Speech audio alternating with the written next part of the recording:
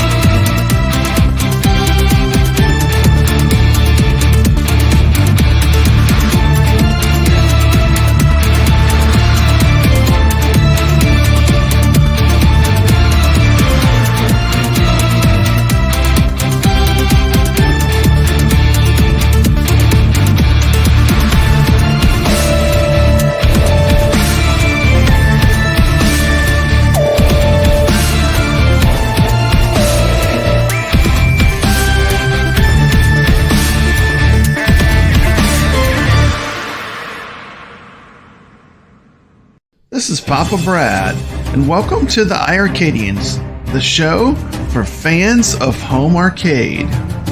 While you're here, don't forget to slam that like button. Why don't you subscribe to the channel? It doesn't cost anything to subscribe. Thank you, and on with the show. Be a hero and subscribe. We're glad you're here. iiRcadians assemble.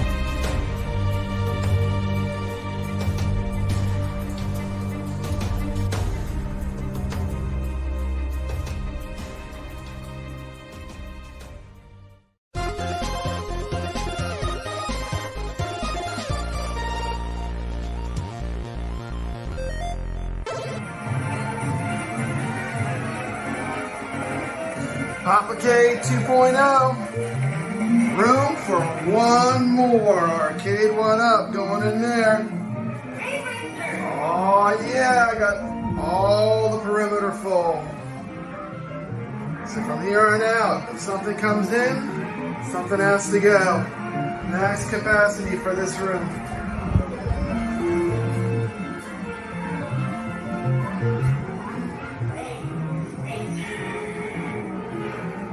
It's looking good. Can't wait to get my last cab in here and finish this project.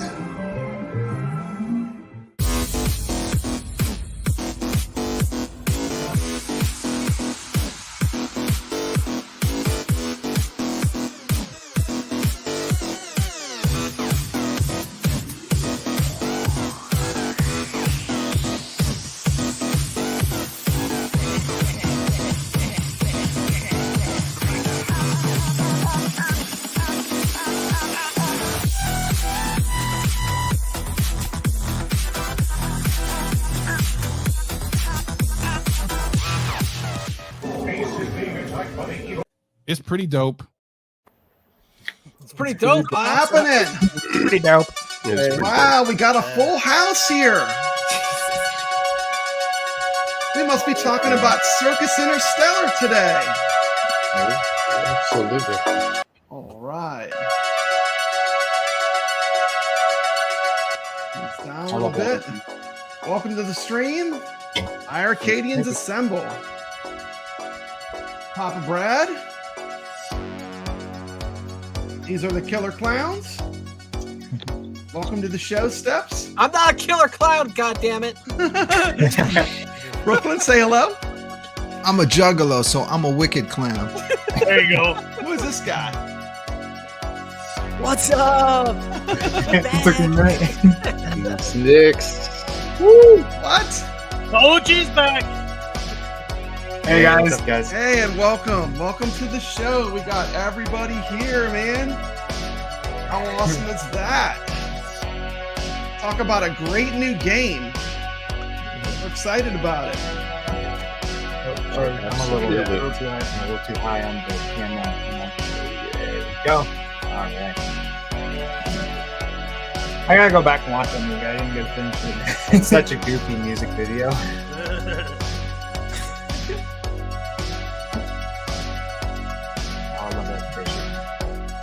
Who here watched that movie back in the 80s? Hell yeah. I did. I recently bought the Blu-ray of it, like completely remastered. Yep. Nice. It must be a Juggalo essential, though, isn't it, Brooklyn? I'm a horror movie fan, so it's essential Oh for my. it. Hey, there we Just go. for that. Yeah, cotton candy in effect. And they really did this movie justice on this new Blu-ray. Like, they cleaned it up. It looks like a new movie. Does that have like 4K support, all that? The one I have is Blu-ray, so it's 1080p. I don't know if they put out a 4K of it yet. You know, they just don't make movies like that anymore. No, But they do make games like that, though, right? they do. What, they're coming out with the actual Killer Clowns Mars Space game too. Yeah, They that's are. true. It's going to be kind of like the Friday the 13th game and the brand new Texas Chainsaw Massacre game. It's that type multiplayer. Yeah, I'm glad they changed the name of the game. Yeah, originally the game was called Killer Clowns, and it was like, oh, this is gonna cause a lot of problems. Especially when they announced the game, we were like, yeah, it was like, well, all right, it's time. Better to be safe than sorry. For sure. Yeah, exactly. Just like Capcom did. I don't know if everybody knows this, but M. Bison was originally Balrog, and it was based on Mike Tyson. But they thought it was too close. Right. They could get sued, Awesome. So they changed him around. Make everyone big. Yeah, I remember that. Who did that artwork on that splash screen? What's that? Nice job on that. Oh, I the cover art? Yeah, I like the cover art. Cool. Yeah, I'm glad we could use it. Yeah, he's working on a new one for the super version, and it looks even better. Yeah, but right now we're just giving some love to this original release. So Yeah, and so I'm glad you liked it. Thank you. Yeah. Yeah, it took Okay. me like a month of just So we're- nonstop drawing. Fantastic. Well, on to our first topic for this stream, which of course is going to be Circus Interstellar, which is a brand new game I love that you put Which the is Berzerk available robot there. Yeah, That's funny. on Steam, right? Yep, Yep. Steam and Okay. itch.io. If you want the DRM free Yeah, if you want version. DRM free. Yeah. Okay, so what I'm going to do is I'm going to put the game in a window and we're just going to talk about the game. Let me do that. Let me Sweet. add this to the stream. Wait, that's the wrong one. Hold on. That's This is the one. one. That's the one I just showed. We're This gonna is watch the that one one again and Hold again. on. Okay. And I'll turn the sound down a little bit. Not too loud.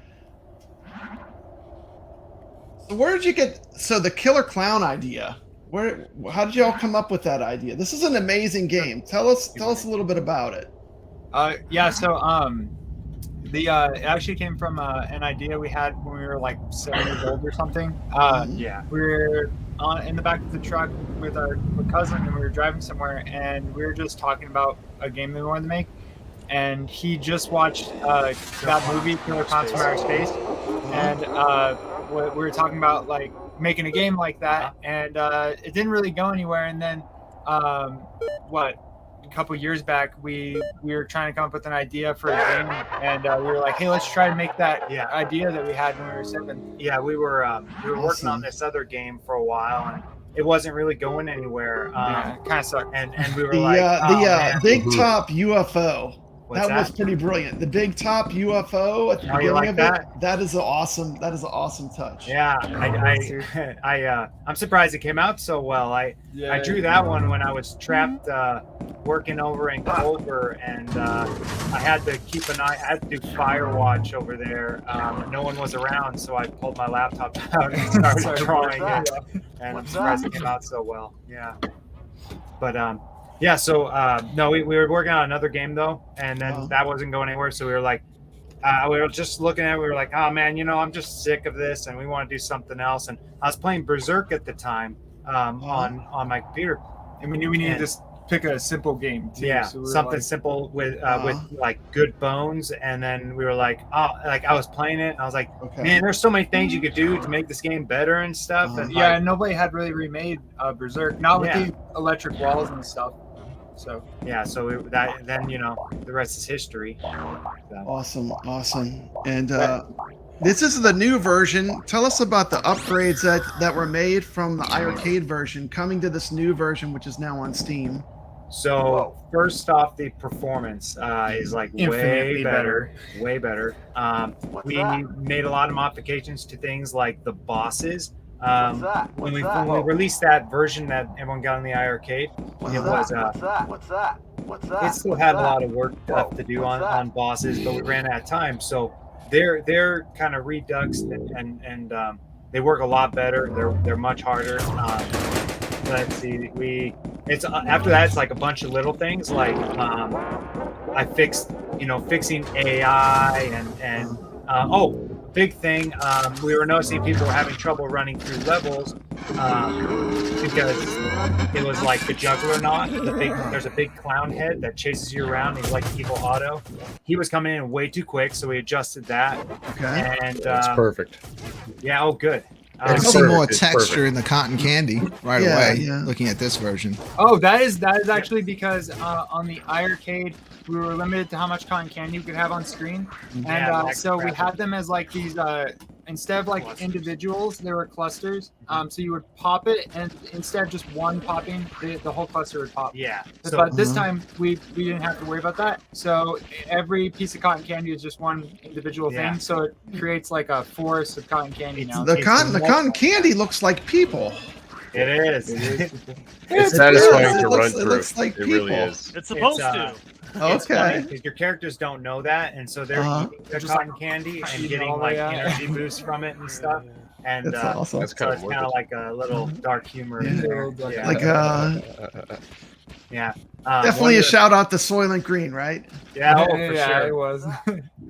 There's actually a funny PDA hidden in the game where a guy he's really hungry and he can't get into his room because of the electrified walls. And then he looks around, he's like, oh hey, somebody left all this this cotton candy No, lying around. that was a pie. Oh, it was pies. That's right. It was Yeah. like, oh, somebody left these pies lying around, and it was from the bloater, which is a big, fat clown that reaches into his gut and pulls out these pies and throws at you. Mhm. And anyway, he eats the pies and then explodes. Yeah. He's like, we're oh, on to the so first good. room. The action's going to start. Slasher flick.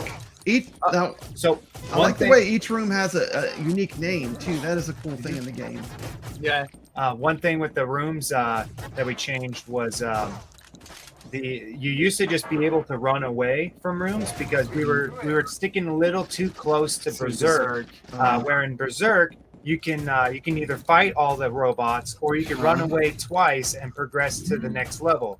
Well, we were finding people weren't really fighting the clowns anymore once they found that out, and it was like it was way too easy, and it wasn't as fun. So we made it to where you're locked in the room to fight the clowns until either you kill all the clowns and the doors open, or when the juggler knot shows up. There's the juggler knot. The It's juggler perfect. knot comes out It's to rush you perfect. through the You don't have rooms. to modify it any more than what it is. Yeah. And Hey, it's welcome print to the safe. stream, brother Perfect. Bill.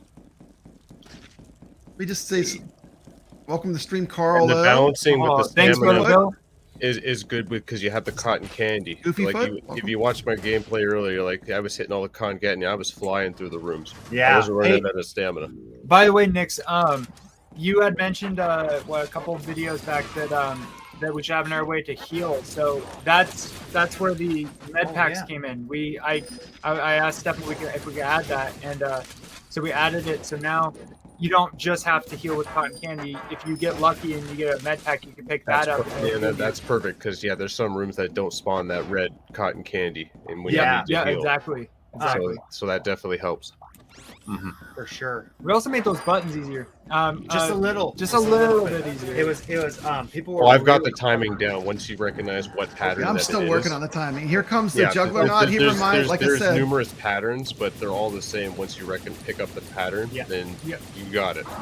the all bosses the- remind me of Sinistar. Because on Yeah. a room that has multiple buttons, it's the same pattern. So once you got it, then you Yes. throw over second Yeah, button. like you got the it. pattern does change slightly, but Always talking for about the in most the part. same room. Like in the same room. Oh, Yeah. yes, yeah. Yeah, but room to room, it does change. Yeah. Yeah. Goofyfoot's asking, have you ever thought about maybe adding a dual stick control? So Like dual stick on, firing? on It does. the iiRcade, I did not think about doing that at first.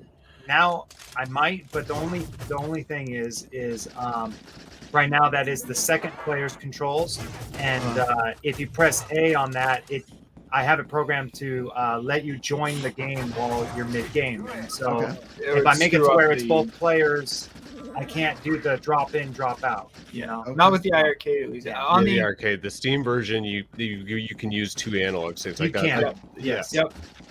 So it plays great with the two analog sticks. That's how I play with Yeah, you like can shoot PlayStation with- you 5 can shoot controller. with the I other use this analog stick? controller. Yep. Yep. Oh yeah. Yeah. Yep. Okay. It allows for like Yeah, it's like aiming. Yeah, so you can aim with it, right? And then all you have to do Uh-huh. is use your trigger buttons. Yep. Right? Yep. Awesome.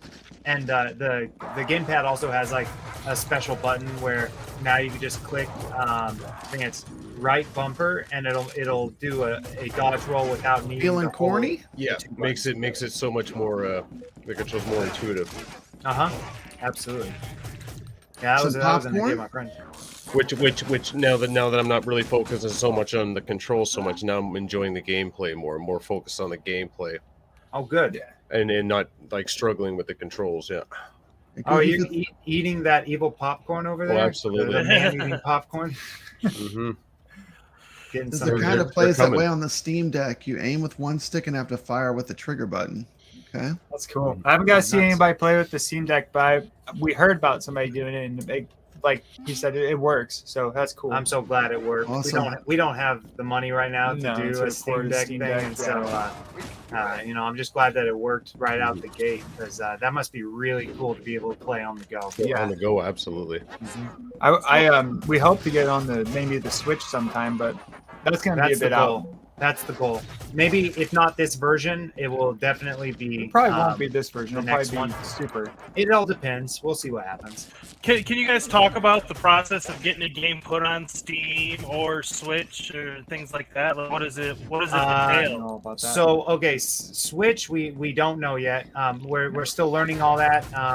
You know, we're working towards getting everything ready so we can go get a publisher out there.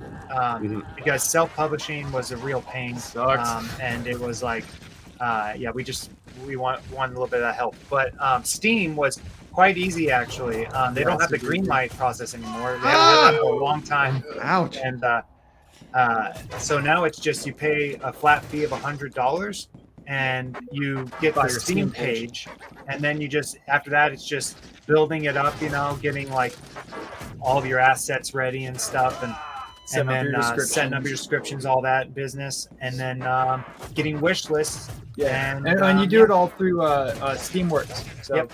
yeah, for those who didn't Very know, it's easy Steamworks. process. Yeah, super easy. The game is how much on Steam is the game? $9.99. $9.99 is awesome value. Yeah, the replayability, you get your money's worth.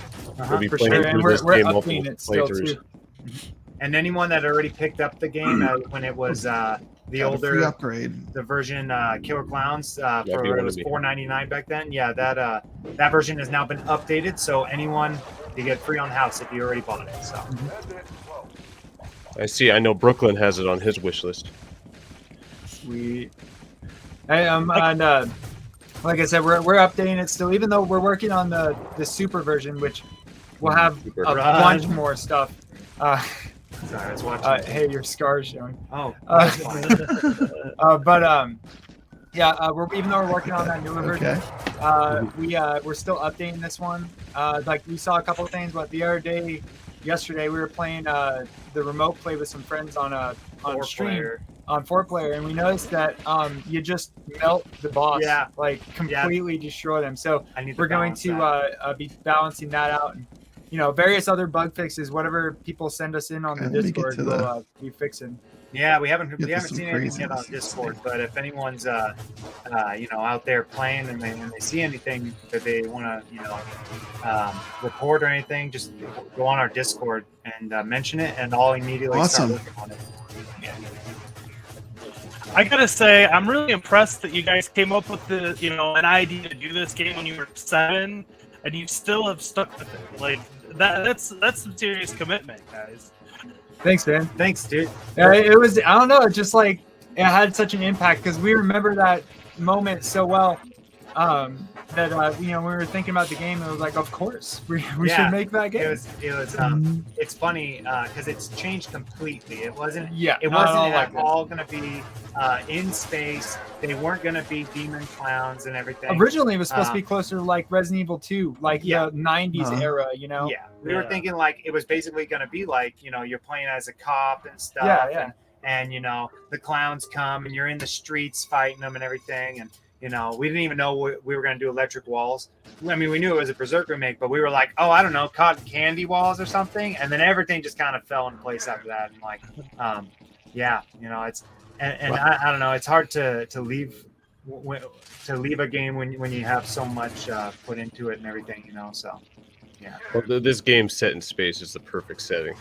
Yeah, That's what we thought when we did it. We were like, of course, it should be insane. it would never have. Honestly, like you probably It wouldn't be works. playing this. You probably wouldn't be playing this version right now if it wasn't for the iiRcade, because we had originally gone, okay, we're just like, it's time to move away from what was originally Killer Clowns and start our next game. And then somebody came to us. Oh, Malcolm came to us and he was like, hey, this game would be really cool on the iiRcade. So then we were like, well, if we're going to do that, we're not just going to port it, because we were kind of over the game in a way, because it was kind of we were seeing only its All the faults and problems. everything, because we had grown a lot in the years. And so, then we went back and we were like, hey, we're going to do an HD remaster. Wasn't quite going to be this version that you're playing. But then with all that business with iiRcade shutting down, it was like, okay, we got to pivot and change the direction a little bit Yeah. so we could get it out. So you guys have another game in development as well? Yeah. Well, yes. So first, so the plan, being that the plan changed so drastically, first what we're gonna do is we're working on a super version of this, kind of like what Super Meat Boy did, you know, where they had like Meat Boy and then Super Meat Boy. So ours is gonna be Super Circus Interstellar. And right now we've already got a bunch of the stuff ready. Like we got a lighting system that looks super cool. We've got a bunch of different power-ups and reflections. We're gonna be working on what like changing the clowns so that way it feels different, and the whole game's gonna get like a more roguelike facelift. Yeah, we want to. We were looking at this and we were like, you know what? There's a really cool opportunity here to make this game like Circus Interstellar, what you're playing here, make it like the pure like vision of what we originally thought Killer Clowns was going to be when we were working on it. Just like, you know, pure arcade kind of experience like Berzerk. And then when we do Super, we're like, okay, we're going to keep the, you know, the main mechanics, you know, electric walls, you know, like it's going to feel, you know, play like an arcade game still, except we're going to lean, like Matt was saying, a lot more into roguelike elements. And we want to do like unlockables, collectibles, mini games, possibly leveling up and everything. Power-ups and guns will carry with you and be carried as items that you can use and everything in the game. So just like a lot of that kind of stuff, and you know, yeah. So but we are working on another game as well. We were working on it before we went back to do this, and that one's still super early, but it was going to be like giant bugs, like people that were mutated into bugs, and you had to fight them. But that's can't go too much into that because it's not ready yet. Is that based on a horror movie as well, or? It's based off of like Dead Space, Awesome. Dead stuff like Space, that. and The Thing, and you know, a couple of those other you know, big giant bug movies and everything. Silent Hill, a lot of Silent Hill, and a little bit of Centipede, the game. Yeah. Awesome. So Circus Interstellar available on Steam right now for $9.99. Go check it out. It's an amazing game. Thank you so much, guys, for coming on and showing us the game. Hell yeah. That was awesome. Thanks, guys. There's also a full hour interview with you guys on my Oh, pizza.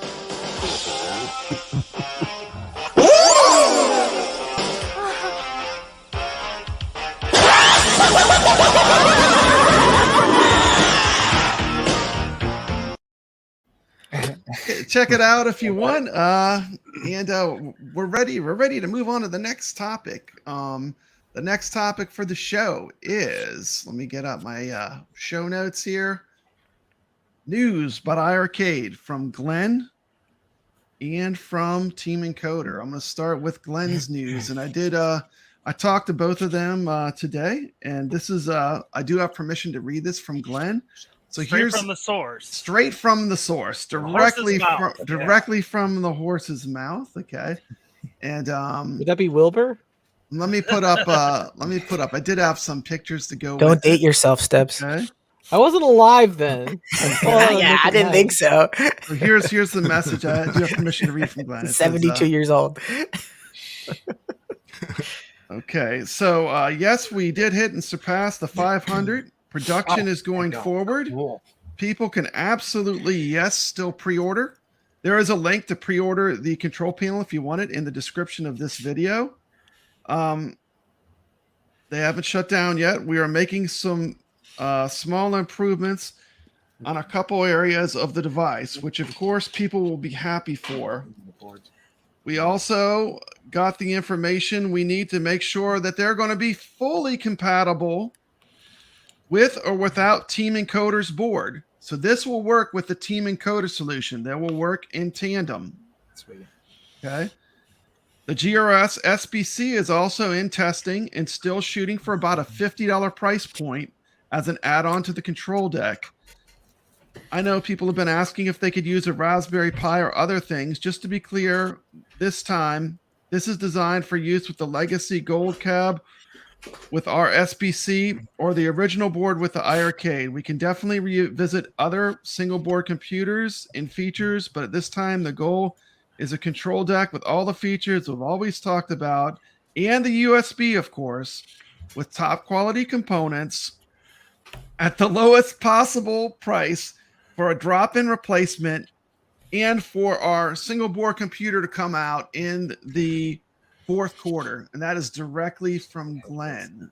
So it's a beautiful looking control deck. What I like about the wait. choice of it, also the way I hope they keep it matte black too, so it doesn't pick up fingerprints. I like the black actually. You can pretty much put that on any iArcade and it'll suit it, you know, with the design around it. It's gonna look great on any iArcade. Dude, two gate switchers, and look at the price he put that at.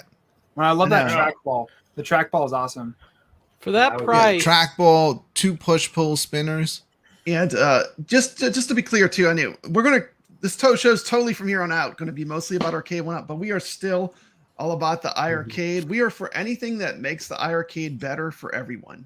Well, at that price point, he's got to be using Arcade1Up buttons, right?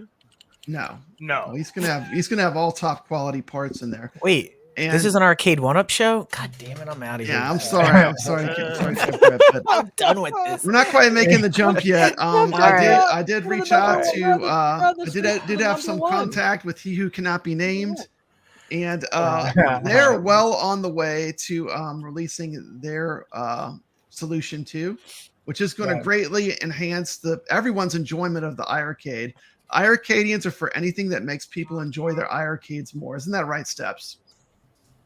iArcadians is for everybody to enjoy the iArcade more. Is that what you said? Yeah. I mean, like these That's what solutions, your goal is, right? Glenn's solution, the History encoder solution. Thank you. I can't say his name, but yeah, his solution is definitely going to make everyone get more enjoyment out of their iArcades, and hopefully will even enable us to buy games from people like Ettinsoft. That would be awesome. Right? So And That put would be Circus awesome. Interstellar on your iArcade in a legit way, you know, where you can totally have it on there. So I do hope that the future of iArcade is more of like a machine for independent developers to put their games on. Yes. I do too. That was something that when we first got the machine, we were like, we thought that's what it was. yeah, we were like, oh my god, like they got a perfect like independent developer like cabinet here. They just need to lean into it, and it looked like maybe they were doing that towards like the end. But when we first got it, it was like, you know, it felt like they were missing an opportunity. Yeah, you know? definitely. It was that they had so many people that had a different opinion on why they bought the iArcade, so they could not make everybody happy every week, no matter what they did. Some people wanted it to be that, others just we are wanted in contact right now with retro both camps that are designing great things coming to the iArcade. So keep your eyes and ears posted, and it's a bunch of us iArcadians are in contact with the news sources for the things that are good that are going to be coming to iArcade. Isn't that right, Steps? Yeah, I can't wait till I have all the TurboGrafx 16 games on my iArcade. We will see. We will see if that's possible. I'm not in touch with anyone. I just asked Brad what's going on. I act like I know everything. Anything good that comes to iArcade, we're going to be part of. So I it's TurboGrafx part of. I had a question. I need a new version of Legendary Axe. Legendary Axe. Yeah, everybody forgot about Legendary Axe. Yeah, I don't know thought what you maybe that you were talking is. like Golden Axe, but yeah, I don't know what that is. Look it up. I had a question. Does that trackball, does it glow? Yes, it will. If it's Glenn's trackball, I have it on my 12-in-1 Deluxe, and it glows. You could change colors. Yeah, I want to play some Centipede with that. I love Centipede on trackball. That was awesome. I do love Centipede. It's one of my favorite games. Yeah. Does the board, Glenn's board, it doesn't fit into the machine, does it? It'll sit outside of the machine of the iArcade? No, it's going to replace the control panel. It give you a Cool. USB That's port that cool. you'll be able to plug the SIN in. So if you purchase the light gun games, you'll be able to play the light gun games. Oh, good. So that's really awesome. exciting. Yeah. Oh my God, it'd be so cool too to play Terminator. On Oh, yeah. That you know. Yeah. What's that? Carnival, it'll fit in with your game. Oh, yeah, Carnival. Carnival would be Yeah, epic. cool game. That's a hard game to emulate. I don't even know if iiRcade can emulate that. I know PCs have a hard time emulating that. Really? I've heard about I that. didn't Yeah, know that. Huh. I've only ever played it on the actual cabinet. Yeah, that was fun. I'm looking at Legendary Axe right now. I have never seen this game in my life. It's kind of neat. Looks pretty cool. Those trees look like they're from Mega Man X. Well, maybe someday. Maybe someday. We'll look into it. Looks cool. Anything is possible. No. Anything. Anything is possible. That is correct. That is correct. Hey, the service is still up, so anything apparently is possible. Yeah, Anything is exactly. possible. Yeah, what? That's kind of weird. That's kind of weird. I don't know what's going on there. We don't know. I mean, There's all sorts of rumors. Yeah, I try There's to always steer clear rumors. of them. Yeah. There's I always heard Ettinsoft bought him. No. yeah, right. That would be wonderful. Whatever. Yeah, I can't. I couldn't handle that kind of responsibility. No. We're going to start off, we all love home arcade. That's why we're here, and we've put out a few videos. Here's one with 11,000 views. On the Fender Party Arcade. Hey, that's Papa Brad. Hey. And we've covered Arcade1Up quite a bit, but this is going to be, we're going to go through all the cabinets that we've gotten, and we are about to rank every Arcade1Up we've ever had. Hey, welcome to the show, the Rexer Show. Okay. Carlo just bought iiRcade. Congratulations. Brad, did you get Rexer's top 10 list? He said he sent it to you. There it is. Yeah, I didn't get his. Oh, there it is. The 10 1-ups he never Wait, bought no, he them. said he bought one and then he got rid of it. that's it. I'm Carl not even sure he O. bought one. It's the O Arcade. Well, Carl, hook me up. Carl Give me bought the it? YouTube channel. The O Arcade. We People are making love jokes about home that. arcades, all of Are they? us. Yeah, And I haven't heard we're gonna go a brief history of Arcade1Up, Oh, 5 no. slides, and we're gonna talk a little bit about each category. Is everyone ready for this? It took a long time, but we're gonna slug through it. Is this going to be a long time? Hey, Brad, isn't or it? you- That's how we Getting all these got slides here. together took a long time. Didn't You're we all right. start with Arcade1Ups? I'm gonna start I with. started with emulation. Not us. I start with the Well, we all arcade. started Yeah, with exactly. emulation. I'm talking No, I about when understand. we actually had an arcade in our home. Yeah. I guess some people did build them and they did Long emulation before through Arcade1Up. cabinets. I started with MAME. I mean, going back to just MAME. having MAME on a computer back when these arcade games disappeared. There was a time period where if it wasn't for MAME, these games, they wouldn't have been preserved the way they are. No. It really helped to keep arcades alive for a long time. 100%. If it wasn't for MAME, I don't even think arcades they just would have been a memory. Yeah, This I'm isn't not. a MAME show. We love all games and all ways to play them. Go I'm ahead, not Mike. against giving Arcade1Up their flowers when they deserve it, but I know for me, I have an X-Arcade tank stick in front of me, hooked up to my computer with MAME and everything. That was my start. Arcade1Up was this new thing you could get at Walmart.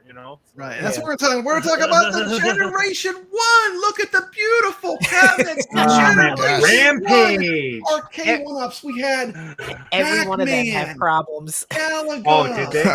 Oh, Street every one of them. Fighter. Just pick one. Centipede. I bought 3 of Rampage. those. The wonderful.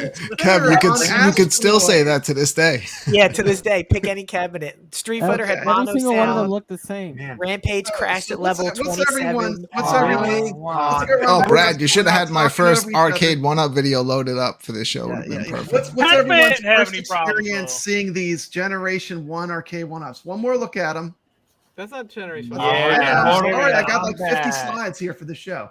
Man, Galaga there used some wrong kicks on ROM. that Rampage cabinet. That's the one I have. That was my first one. Okay, we're gonna Just talk showed about it. You're talking about the Centipede one, or No, that you one. start off. You start The off. 12-in-1 Deluxe. Menace. This was my very first Arcade1Up. I was so excited to Yeah. get this thing. I remember it was close to the holiday season, and it was my present to myself. And I put the whole thing together. It was just amazing. Set the whole thing up, and then I made the mistake of hitting the power button Yep. and found out What It's happened? garbage. that my beautiful brand new Arcade1Up was bricked. Oh. That is sad of Yeah, Are you that's kidding pretty me? much Right what it off said the when I bat, turned it on. As soon as Well, you how did turned it break? on. Well, I guess apparently people had learned over the years. It's like, dude, before you put it together, turn the freaking thing on to make sure it works. Yeah, that's You know? Man. So I built the whole that's a thing, hard lesson to learn. and it's like, here we go, baby. I'm going back to the days of the 80s in the arcade. Let me just hit this power button, and it's on. Click. Nothing. What was your first impressions of the Gen 1 Arcade1Ups? Where did you first see them? Were you interested in when they first came out, or did it come along later on? Were you interested? How did you find out about the Arcade1Ups? Walmart. Oh, is he talking to us? Walmart? Yeah, Walmart. Okay. Walmart. Yeah. These were available at Walmart. And the thing was, they were very affordable. I remember them being like around $300. Is that correct? Yeah. I think so. They were $3.99 at first, and then the price dropped, if you remember, at GameStop to $2.99, and that's where I got my Street Fighter Gen 1 at GameStop for $2.99. But I have a story about the 12-in-1 too, Brooklyn. Okay. And my story goes like this. I wanted that because that was like a collector's item. So I got it from Best Buy, and I got it in my house, and I waited because the reviews were it's garbage. So I waited, and then it turned out that spinner was complete garbage. I didn't get into that part yet. And who was it that made a solution that actually made it was Glenn. It was Glenn, but it wasn't not at that time. I am happy to report I did return it. I basically took it apart, you know. No, you know what I think I did? I think I bought another one. I bought a second one, brought it home, and then I took, because with Arcade1Ups, one of the other issues I had is you always got damaged pieces. Yeah. So what I did is I took the two and I took the best stuff from both cabinets and built the one ultimate 12-in-1. And then I returned the other one, but somehow I forgot to return the riser. So I had a second one of those they didn't care. Arcade1Up. Right. No, they didn't care. Yeah, they could care less. And I'm happy to report it's years later. I mean, this is all the way from Gen 1. This is before they even, this is when the control decks didn't even, come with a plexiglass on top. Right. Oh, wow. The deck protectors, they weren't even out yet. They sent me a deck protector, and I still actually have, they were sending people the graphic to just lay under it because everybody's, if you played the thing, your like graphics would rub out off of the cabinet. Yeah, they sent you paper and plastic. So they sent you like a paper thing that you can lay over it, which I still have. I store it inside the cabinet. Okay. I loved it. But here was the thing. You could not, the trackball you can deal with, but the spinner, garbage. For some reason, someone came up with the great idea. Let's put a spinner that you can't spin. It clicks. What? It doesn't spin. It clicks. What is the point of that? So you can't spin the thing. So never played a video game in their so life. basically, so you really couldn't enjoy Tempest. Indexed. It was like indexed. Like click, click, click, click, click, click. Yeah, click, click, like click, TV click. remote control. Like remember those old TVs with the dial that you turn, But fortunately back then I heard of this company called GRS and this guy called Glenn that was a miracle worker. And at that time it was very, very difficult to get his spinner and trackball. They were selling out. I fortunately kept checking, and then they showed up again, and I bought both of them, replaced them, and I'm telling you, it's such a great cabinet. It ranks up there for me, in my Arcade1Up. We're gonna get to the rankings, but it's up there at the top, and only because of once I put in, Glenn's control deck, it really fixed the whole thing. Fortunately, it's still working to this day. Sweet. Yeah, And, I couldn't get real quick. Let's go around till everyone gets a chance to. I didn't have any Generation 1 Arcade1Ups. I skipped this generation completely. Steps, you haven't had any Generation 1 Arcade1Ups. Is that correct? I told myself I would not buy them until they came out with Marvel versus Capcom, or actually X-Men versus Street Fighter. Okay. And I kept to my word. Let's just give everyone a chance to speak. Brooklyn already told us he got the 12-in-1. Ettinsoft, guys, have you ever had any of these Arcade1Ups, or is this all just new for you? Okay, well, thank you. Mikey J. This is who I want to hear. He still has a bunch of these. I got 3 of them behind me. Tell us about the. Real quick. Generation 1. $300 for them. Not gonna do it. There's the Asteroids over there. That's got the 12-in-1 PCB in it. When Arcade1Up used to sell those on their website, I ordered it, and so I converted that. It's got the GRS spinner and trackball in it, and I paid $50 for it or something like that. Okay. How much was your Arcade1Up router? $4. Hey, it's okay. It's okay. Am I glitching out? And then Pac-Man, I got that on clearance for like $100 as well, $75, something like that. I got the original Street Fighter behind me. I turned that into a it's a Switch K now, so I got Switch running through it. And then there's another Asteroids over here that I turned into my Daytona USA. Okay. So there's actually 4 Gen 1 cabinets, and the closest one to being authentic is the Pac-Man. The only thing I changed on that was the controls. Okay, so out of all of us here, Mikey J has the most Gen 1 cabinets. And some of them have been modded, and he has an amazing arcade tour. If you go to his channel, what's your channel's full name, Mikey? MJP Games and Movies is my arcade. Games and Movies. Yeah. And he has really, I mean, I know his internet's bogging down right now, but he has some incredible tours where he goes through, he shows you all of his cabinets, he shows you all the cool mods he's done to his cabinets. So definitely he's the one of us that has the most experience with Gen 1 cabinets, okay? So then time goes on, time marches on, right? Then they come out with this group of cabs. That was people didn't like the non-light up, marquees. Yeah, they were just wood, right? Yeah. I have no issue with it. I still think it looks nice. Well, people wanted them to be more like a real arcade. And then they came out with Gen 2. And here we have some examples of the Gen 2s. Now, this is where I jumped on board. When I saw that Tempest, I mean, like, I am a lover of Atari. So, like, when I saw that, I was like, okay, maybe it's time to get into this Arcade1Up and see this Tempest Atari cab. And actually was not the first cab I bought, though. The first cab I bought was the Atari Star Wars cab. Yeah. And then the second cab I got was the Tempest.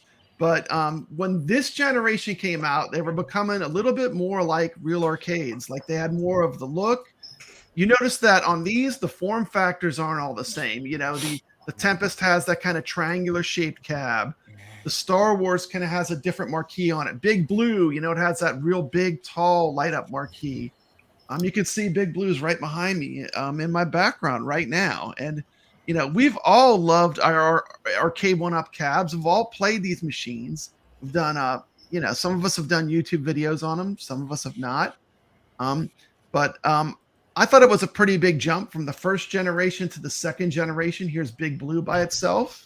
I was actually going to ask if that board was too low, but is this at a pretty good spot? The control panel on Big Blue? It's a little low. Yeah, it's too low. These things stand like 5 feet tall. Here's what I got, because I have it behind me. What I do is I pull up my chair here, my desk chair, and I wheel it over there, and I sit on the desk chair and play because it's angled too low. Yeah. I have an upgraded deck on mine. I don't even know if I move, if you could see it. You can I see it. Yeah. You got the Bobby Voo. Nice. The Bobby Voo. Yeah. So yeah, I could raise it. I have this thing here. Oops. Yeah, a bunch of stuff. Breaking stuff. Like a beer I can. have this thing here recommended by Bobby Voo. It puts it on wheels. Oh yeah. Oh yeah. Look at that. I've got some of There those. you go. Well, I didn't put it. I didn't do it because I just sit in an office chair. It doesn't roll away when you play? Yeah, exactly. You gotta lock By it down. the way, you are looking mighty good tonight with the Arcade1Up outfit. Very awesome. Fully representing the Arcade1Up brand. And despite we're gonna call you for a job next week. We are not haters of Arcade1Up. They need a new shill. It's me. Yeah, there it is. He's sliding in Steps good. is available. If looking you, good. Looking good. If you're That position has opened up recently. I don't understand why can't Arcade1Up just get rid of the deck protector after all of these generations and just put a graphic on the top that won't rub out. I hate like it. Games and iiRcade managed to do. That cheap They figured plastic it out. that they put over the It's sticker. an expense. It's an expense. Yeah, maybe it's cost or something. It is cost, yeah. It's a way to keep. It's a way to make profit, keep the prices low. Okay. Well, anyway, I thought it was a big enough jump that. Now I had a real arcade before this. I had a full-on main cabinet that was built in a real Galaga cabinet that played all the games. So what happened to that? Full metal? I still have it, a full size, and it's all custom. It's all real arcade controls. But that is cool. The nostalgia of having several machines and having them have the authentic look of these arcades pulled me in. Okay, and this was a generation that said, "Hey, maybe I'll add a few of these." And then COVID hit, and we were all locked in our rooms. We were locked in our houses, and we needed some kind of hobby with some things to do that we can enjoy. And it was a terrible thing, but it was probably good for this product, because how many of us started building home arcades when we got stuck at home? I've heard a couple. I can speak for myself. I mean, I definitely started because I was stuck at home a lot, to be honest. So anyway. I wanted to say real quick, I have Big Blue as well, and I tend to call it Little Blue because you can't stand up and play. You have to sit down. Yeah. That's fair. What was their thoughts on that? That you're just gonna stand like with your arms like reaching down and play? I think they were thinking you might sit on the stool. The stool height is fine. The stool is still too tall. The stool is too tall. It's uncomfortable to sit. Those stools hurt my back, so I can't sit on them for too long. I think it's a good enough cab. I'm not saying it's a bad cab, but they went for the design of the original Big Blue so much that the actual functionality of the Arcade1Up cabinet suffered. Like I said, it's Little Blue. It's not Big Blue. That's not Big Blue? Nah, it's Little Blue. It's Little Blue. Oh, it looks big to me. Okay. He needed the money. I like what they did with the second gen, the Legacy 12-in-1, but I hear that one's like a ticking time bomb. It is. Why? They turn to a brick or something? Yeah, their PCB heat turns to a brick. Arcade1Up knows it. So if you call, whether it's 1 year, 2 years, they just send you one, but they won't recognize it publicly. I know somebody that's wow. 4 PCBs. I know. Just go on Reddit. It's a common problem. I don't know why they can't fix it. So we're not even ranking it. Let's just get through the history, okay? So we've hit Generation 1. We've done Generation 2. Then they come out with this beauty, Killer Instinct. When did the YouTubers start? What generation? I started at the beginning. I have videos back to P-Dubs and Retro Ralph's earliest videos. Yeah. Dude, my first was after the 12-in-1 when it didn't work. That was my first Arcade1Up video. I'd probably go back way before any of you guys. There's a guy named James Pagden. He's the Toy Room.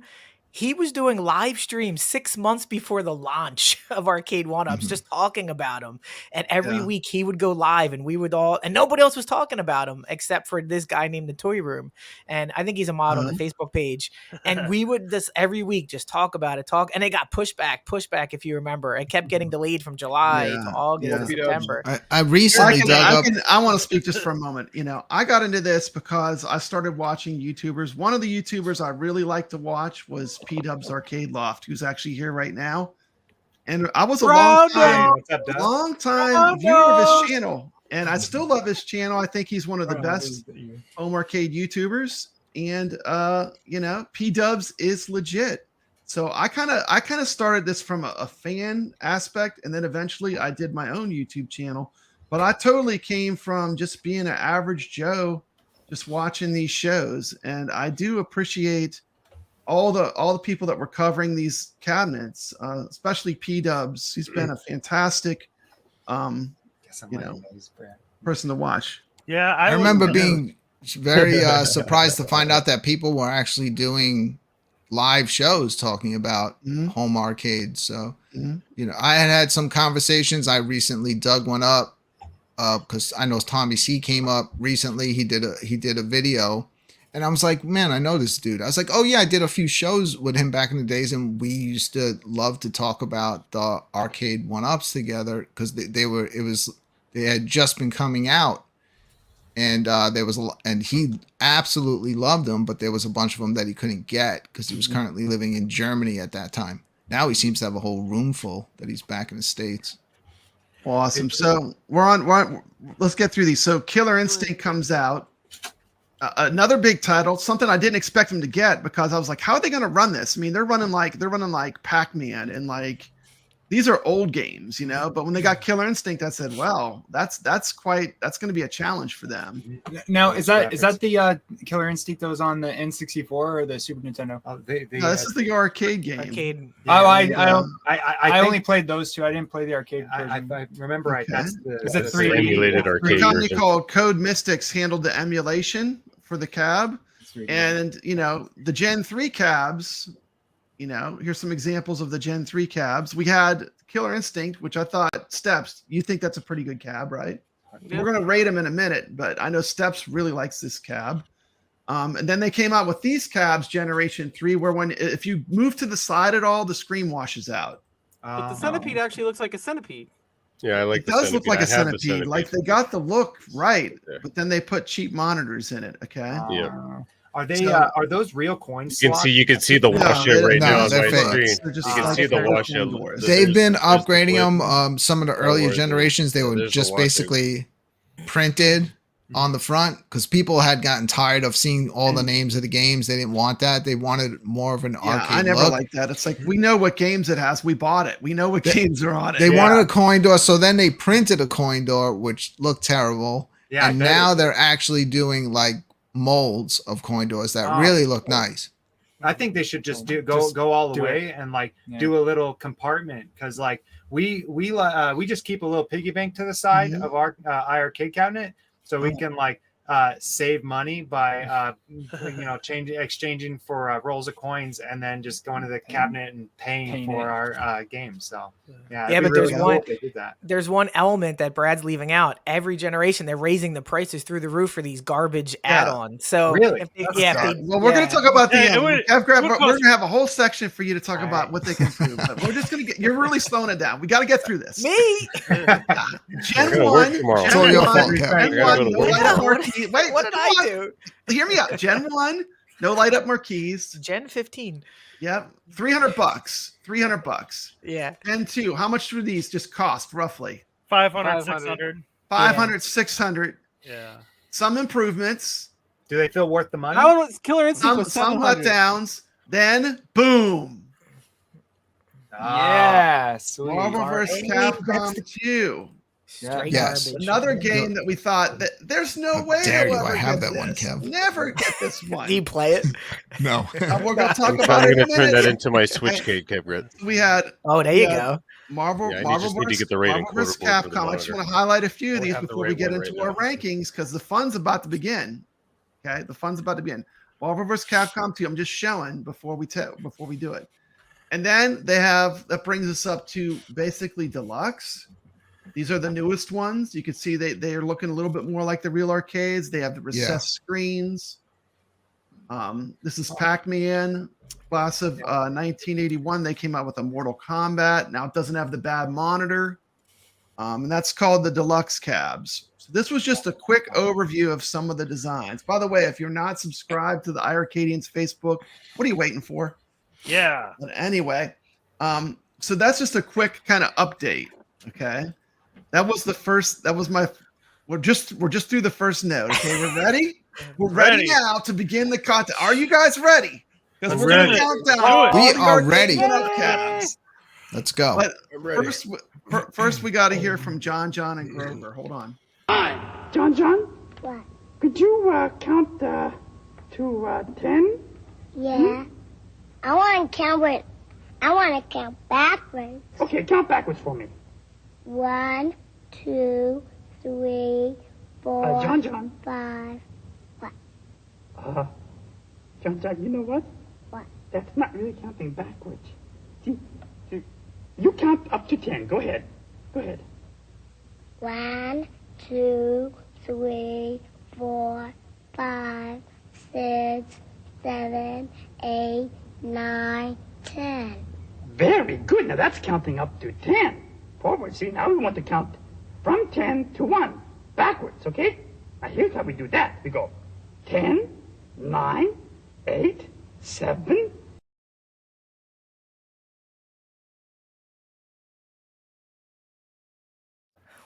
This party off with Sesame Street giving us the countdown.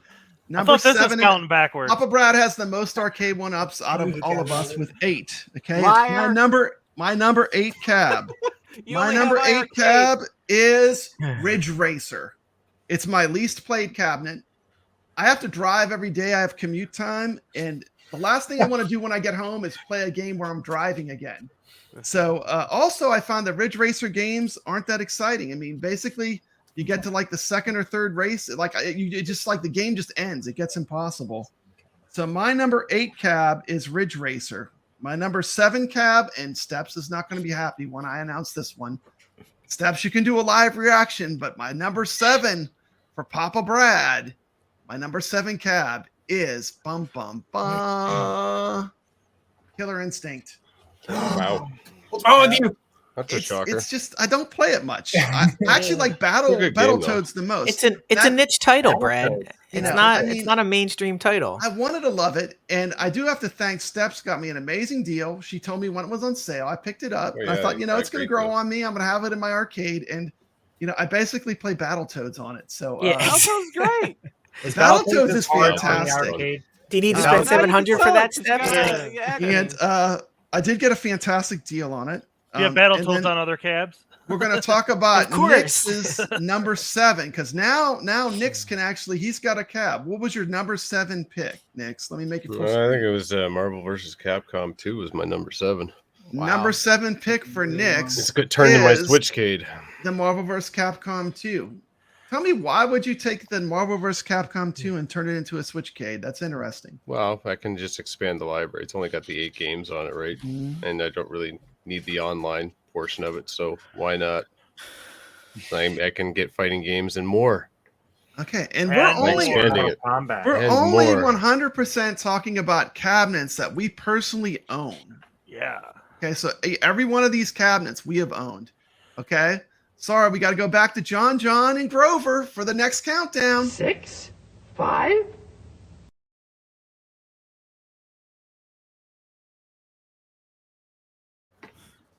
Six and 5 brings in 2 new Kevgret's players had in the game. 6? I actually have Kevgret has actually had 6 cabinets. I actually have And- 7. I forgot the Atari 12 in one, Brad. Okay. Yeah. Okay, People think I'm well- a hater. I got 7 of these mugs up in here. Okay, that's what I'm talking about. Let's start with Kevgret, because All right, he's so probably the least people expect him to have the least, but he's actually had 7 of these cabinets. yeah, so my Okay, number 6. last choice for you. My last choice is the Golden Tea cabinet, and it's my last choice because the Why Golden versions Tea?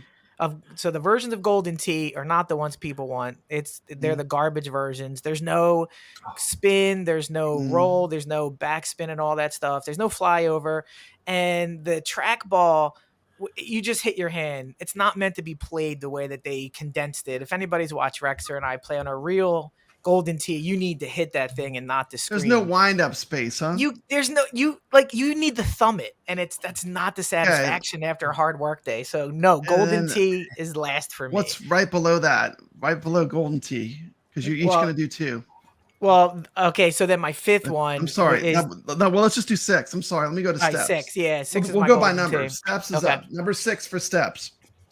My worst cabinet that I've owned was Marvel vs. Capcom 2. Wow. It's placed. I sold it. Damn. I didn't even have it 6 months. I sold it. Didn't even have it 6 months. But I thought it was great. Everyone says it's great. Here's what I'm going to tell you about that. Where's Travis NDA? He said it was great. Everybody kept telling me that it wasn't going to work online. Yeah. It was going to have all these problems. I was like, well, I bought Marvel vs. Capcom 1 and it worked great out of the box. Yeah. So I took my chances and I lost. Okay. Yeah.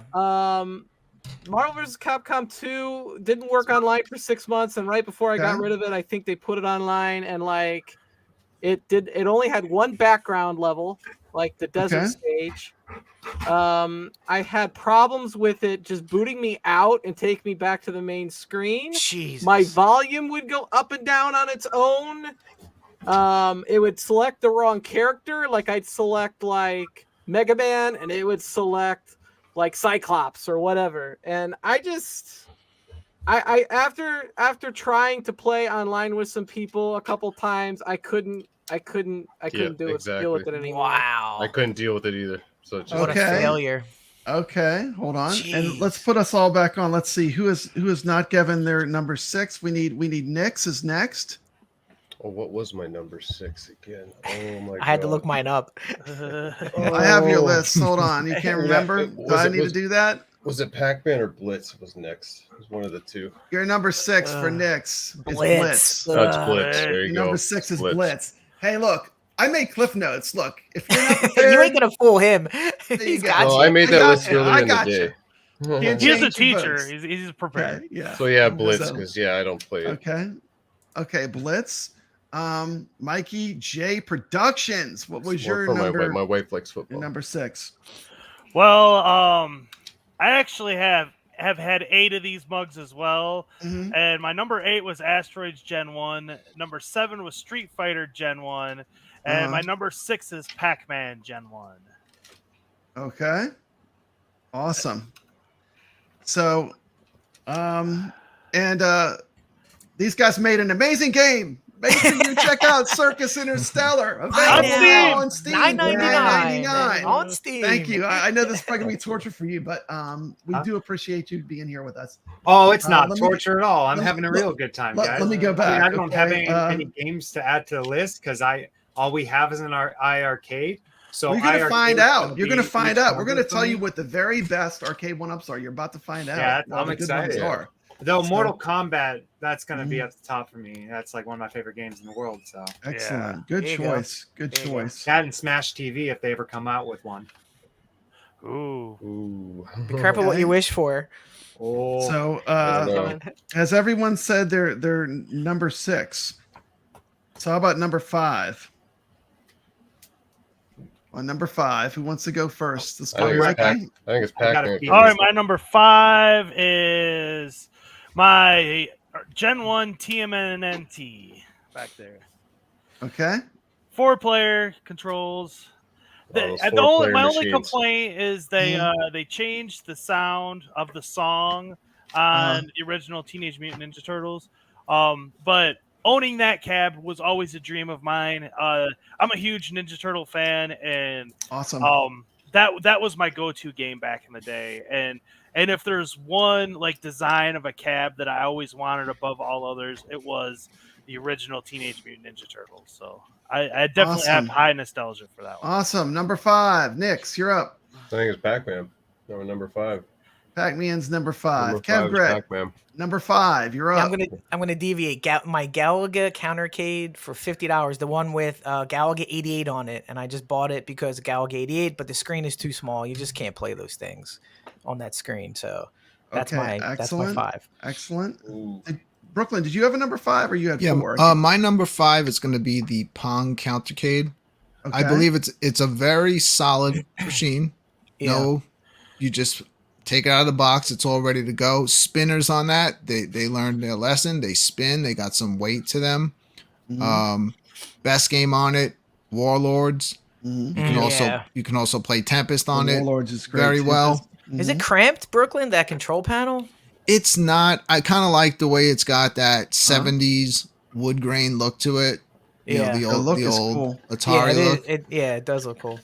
But it's Pong, when it comes down to it. And Tempest, although Tempest, if I didn't have any other way to play it, I would probably rate this higher. But I could play Tempest on the 12-1. Number 6 and number 5. I already gave number 6. Okay. My word. Just refresh my memory. What was my 6 one again? after that, my number 5 is going to be the original Ninja Turtles cabinet. Okay. I bought a lot of cabs that I thought were good, for the most part. I don't have a problem with the OG Ninja Turtles cabinet, although I did buy it. It was a Walmart display that I bought from a liquidator, and then I redid everything. Like, it's got all Sandwalk controls. It got light up buttons. That's what my son wanted. It's got a light up marquee. It's got custom J panel. Like, it's pimped out. But the reason why I'd rank it towards the bottom of my personal list of the ones I've owned is because it's really only got 2 games, and it's really the same game. Exactly. Think about it. And after you play them so much, you get bored, and then you have this big arcade or this big It's 3/4 just scale two arcade games. in your And house. that's- It's a 4-player yes. taking up spots. Yes, You have more yes. cabinets. One multi-K can probably play hundreds of games. And it's That's the only problem. for 2 games, and it's like, this is That- boring. Okay, we'll get to it at the end. Kevgret, he's holding it in. He's That's holding the it in. problem. I'm not saying anything. Okay, I promise we're gonna give you a chance to speak. My number 6 was Marvel vs. Capcom 2. It was my least happy purchase because I paid the most for the cab. I paid full price for that mug, and it doesn't even play online. Marvel vs. Capcom 2, which is the number 1 reason I bought it. My number 5, and Steps is also not gonna like this one, is Big Blue. Wow. I do love the games that are on Big Blue, but compared to the other games, I really have a love more for 80s games and retro games. So for me, my 6 was Marvel vs. Capcom 2, and my 5 was Big Blue. And that should be, everyone should have had a chance to say their 5 and 6 cabs. So that means we got to go back to John, and Grover. Number 4. 4, thank you. 3. 3. And 2.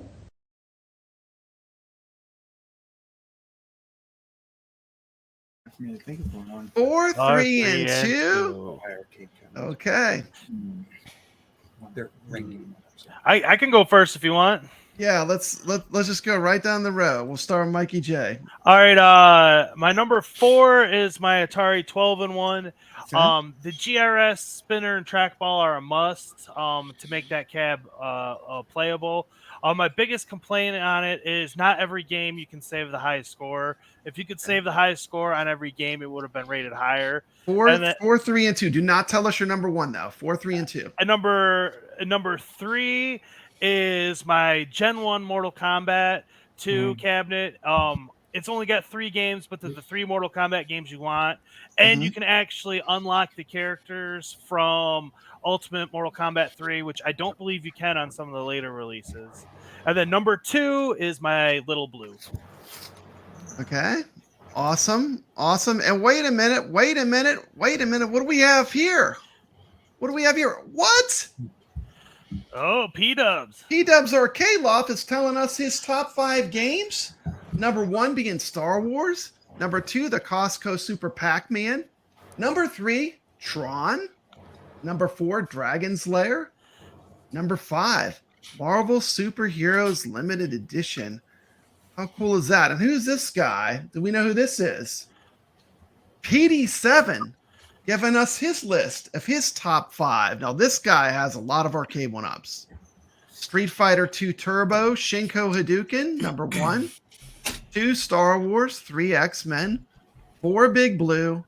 5, Mortal Kombat Deluxe. And we go to our next guest. Here we go, Nix. You're up. Have us all the way down to, don't tell us your number 1, but you're... All right, so it's gonna go 4, 3, and 2. The Attack from Mars at number 4. Then it's gonna go my Ridge Racer. Okay. And modded. Nice. It's modded right now. So I've got a lot of games on that thing.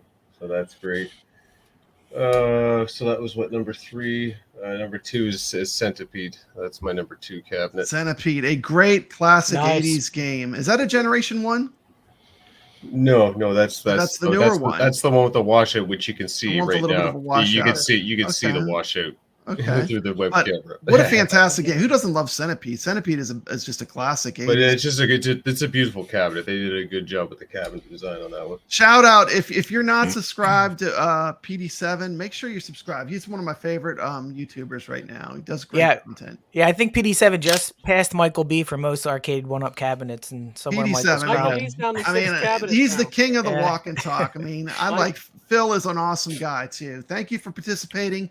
To all the guest top 5s, P-Dubs, PD7, thank you so much. All right, so my 4 is the Ms. Pac-Man Cocktail Best Buy exclusive.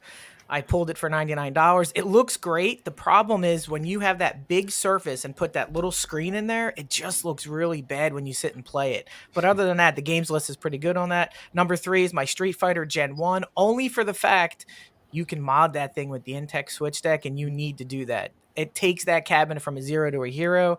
My number 2 is NBA Jam. It looks great. Plays. You freeze? my Yeah, number two. I think he hit some buttons. Grease. Me?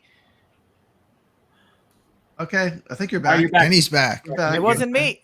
I swear I was. Okay, sorry. Where did I leave off at? NBA Jam. NBA All right, Jam. Yeah, so Jam is my 2. It looks Okay. great, plays great. It's just a 4-player cabin, and I don't have any friends, so it just takes up too much room. So I had to get rid of it after a while. So How many cabinets do you still own that are Arcade1Up? I We'll talk own- about it at the end. We'll talk about All the right. end. Save it for the end. Save it for the Okay. end. All right, Our next person. We have 2 special guests. Top 5s. Who is this guy? Don't all speak at once. Michael B, the Michael Game B. Genie. That's right. Thank you so much. That's Michael B, the Game Genie. Amazing YouTuber. Great That golden guy. axe is one I always wanted, but I just without the 4-player Here's his control top deck. 5 list. Exactly. Number I 1, agree, Star Brooklyn. Wars. I see a pattern. Number 2, Tron. Number 3, Dragons. Look how similar P-Dubs and Michael B's lists are. A lot of the same Because games. those cabinets are so They're original. so good. Yeah, they are. They're great. I agree. Star Wars, Tron, 3, Dragon's Lair, 4, Killer Instinct Pro. So you got Killer Instinct in his top 5. And 5, Golden Axe. Thank you so much. That's a good list. Golden axe. And we're going to go to our next victim. You're up. Sorry, let me get Michael B off the screen. Thank you, Michael B, for Hi, everybody. participating. So All the way down we're to moving number on.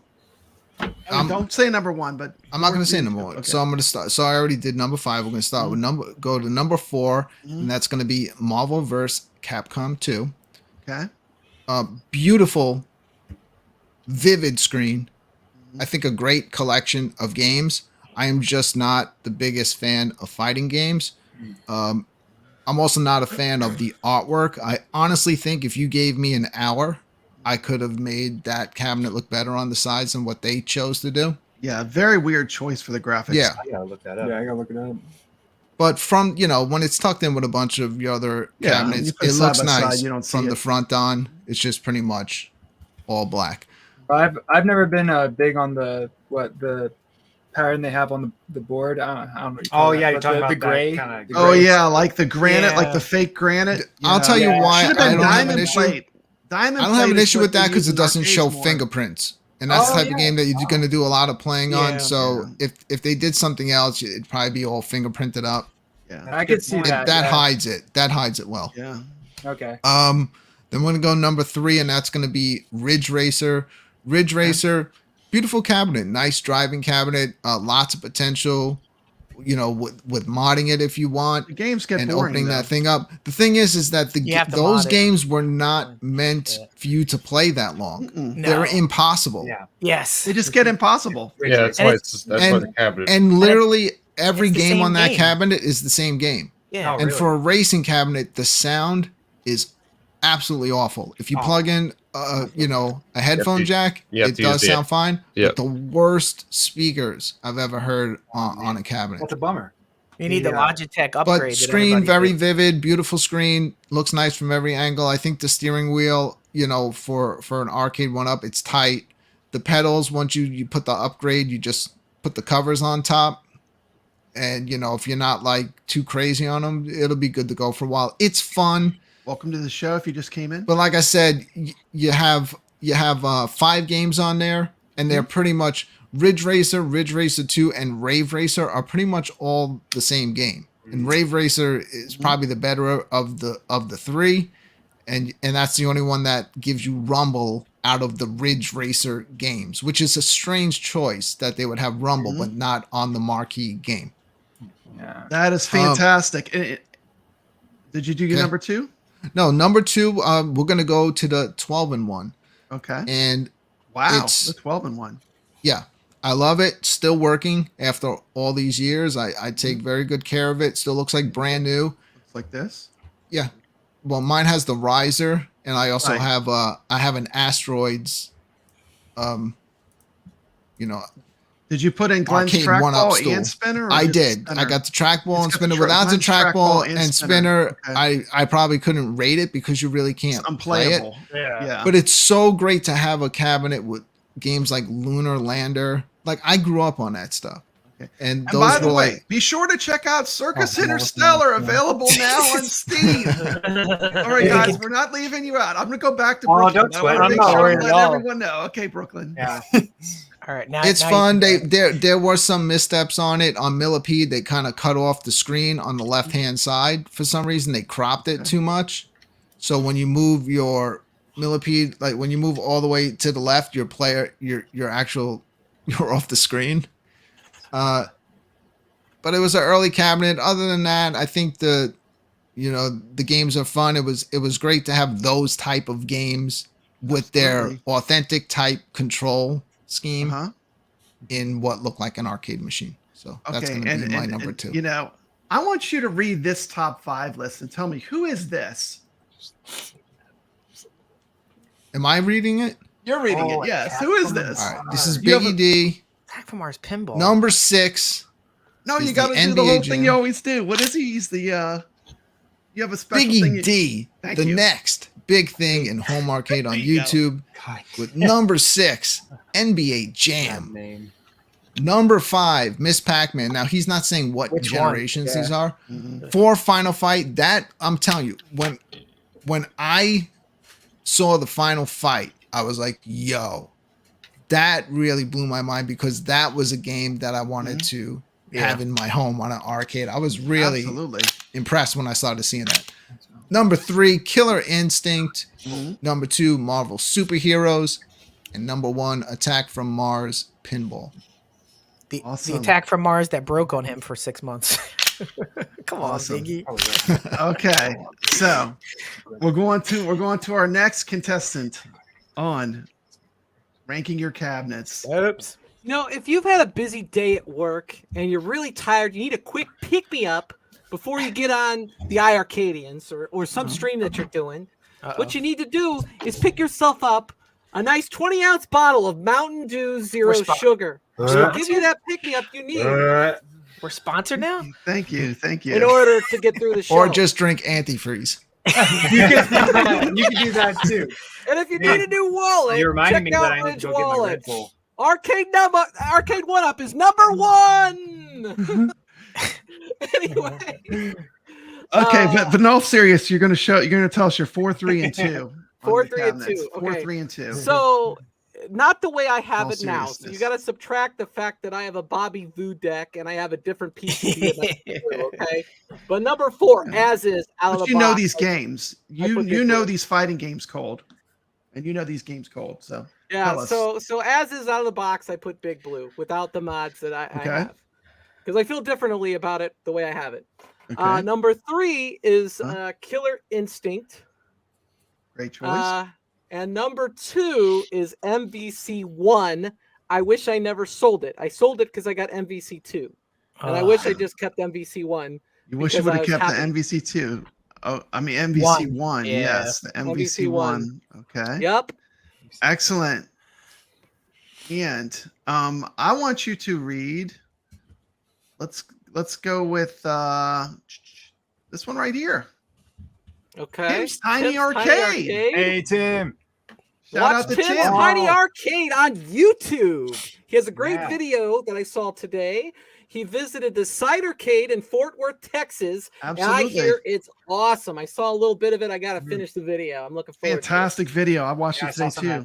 Boom shakalaka. One of my favorite YouTubers. He did send us his top 5. Number 5 is Final Fight. Number 4 is Miss Pac-Man. Number 3 is Mortal Kombat with the 12 games. Is that the deluxe or the? I guess that I think that's deluxe because it was only 10 on the original. Okay. And then you got number 2, Star Wars, and number 1 is Golden. Number 1. Get out of number here. 1. Your Which favorite, one's number Kevgret. 1? Yeah. Kevgret. What was the number 1? Tiny The Tim. Golden Tee is the best one. Golden Never- Tee. It's the best one. He's clear he's never played the Golden Tee in a real We're bar. gonna have a whole section for Kevgret, but yeah, Golden Tee is number 1. Golden Tee is number 1.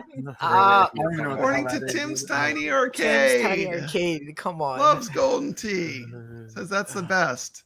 Merry Christmas, God. everyone. I've never seen this. I've never seen that machine before. That's a cool looking machine. Now, which Golden Tee is it though? Is it the original or the deluxe? Oh, I don't know. It looks Doesn't it's matter. blue. It's a big blue machine. It's got a trackball in the center. It's got a big screen on it. Maybe I'm looking at the wrong one. There's another one next to it that's just average. It's a normal shape, and it's got like a brown on bottom on the side of it. I mean, the front of the cabinet's a lot of green. It's got a trackball in the center. It says Golden T 3D. That's probably not. Yeah, it's the XL Golden T. Oh, the Yeah, that's the one with no riser. No riser. A little bit more space to It's got push the trackball. shuffleboard and bowling on it. But I guess a lot of people that got those also were having some issues. Well, the screens are just complete trash. Awesome. Oh, so was he trolling there then? Is this? He might have the first generation Yeah, one. he might have the first gen, which is okay. the screen's better on that. This is the one that kevgret was saying it was the too worst. close or something. Yeah, you have to like do this with your thumb and yeah. Yeah, if he's saying Then he's like it's if he not very fun. Kev's running up on his like he's got the real deal and he's pushing. If he did that on the Arcade1Up, his hand would go through the screen. Disintegrate the screen. It would just you can hit that ball up to 150 miles per hour. You can't do that on the 1-Up because you would hurt it. Yeah, it would be over. Maybe Welcome to 1-Up the stream, will, Dom Juan. Welcome to the stream, under the Rich table Odello. It's almost as bad as playing it with a joystick, right? Oh, dude, don't even just stick your head in sand on that. Okay, speaking of which, Rich Odello is in the chat. He's just one of the guys that always watches our show. What do we got I love here? that picture. Look at this. Rich Odello, here's his list. His Oh, favorite Arcade1Up cabs. Number 5, Big Blue. Number 4, NFL Blitz. Number 3, Ridge Racer. Number 2, the Defender Partycade. Yeah. His number 1 cab, Star Wars. I see Man, a that must be a pattern good cab. happening. I see a pattern happening. Nice list. Nice list. Pull it up right quick. I'll pull it up. Yeah, that must be a good cab. And Nix, you ready to read one? Go ahead and just Can you put wake up, buddy? Here we go. Nix, you're up. Read this one. He's got to get up in the morning. He's falling asleep. He gets up real early. He gets up. So we go with we got number 5 is Shotgun Final Fight. Sean. Shotgun Sean. Got out the shotgun. Watch that gaming show. Congratulations. They just got monetized. Great And show. number 4 It is was on Street last Fighter night. Legacy, Mortal Kombat Legacy, Marvel Superheroes Limited Edition, and then Killer Instinct as his number 1. Yeah. Killer Instinct hits the Nice. number 1 for Shotgun Sean. Nice. Awesome. I love Awesome. that you have Mortal Awesome. Kombat in there. That's good. Okay. So I guess that brings it to me. Okay, here's my list. Let's see. Let me pull up my list. Okay, for number 4, got Namco Legacy Edition. That would be Pac-Man. That machine has Pac-Man on it. It has Dig Dug, Galaga, a lot of the classics. My number 3, the Tempest Cab. That has games on it like Asteroids, Tempest. Centipede is on that machine. My number 2, it's going to shock a lot of people. My number 2 is Star Wars. It's not my number 1. Star Wars is my number 2. What? Breaking the Wars. Star Wars is not my number 1. I You would think I it know would what your be, number 1 is. I know what your number 1 is, Papa. You can't blurt it out. You got to wait. But I will wait. You know who else loves Star Wars is T. McCloskey of Arcade Talk and Star Wars Review Channel. His top 5 arcade cabinets are 5 Street Fighter Legacy 2 Legacy, 4 Pac-Man the Namco Legacy Cab, 3 Star Wars, 2 Dragon's Lair, and 1 Tron. We got one more person, Punk Rock Dave. What's up, Punk Rock? Punk Rock Dave. Dave's top He's in the 5 chat. games. Mikey, can you read this for us? Number 5, we got Miss Pac-Man. Number 4, Midway Legacy. Number 3, Golden Tee. Number 2, The Simpsons. And number 1, Hadouken Street Fighter 2. Hadouken! Everybody's All loving right. this Golden Tee. All right. All Who's right, loving it? man. You know, it is what it is. It is what it is. You know, it is what it is. I looked up something a second ago for the Golden Tea cabinet, and have you oiled your ball? You don't oil your balls. Don't You oil have your to have the ball. balls properly oiled. After the show, maybe. That's a personal question.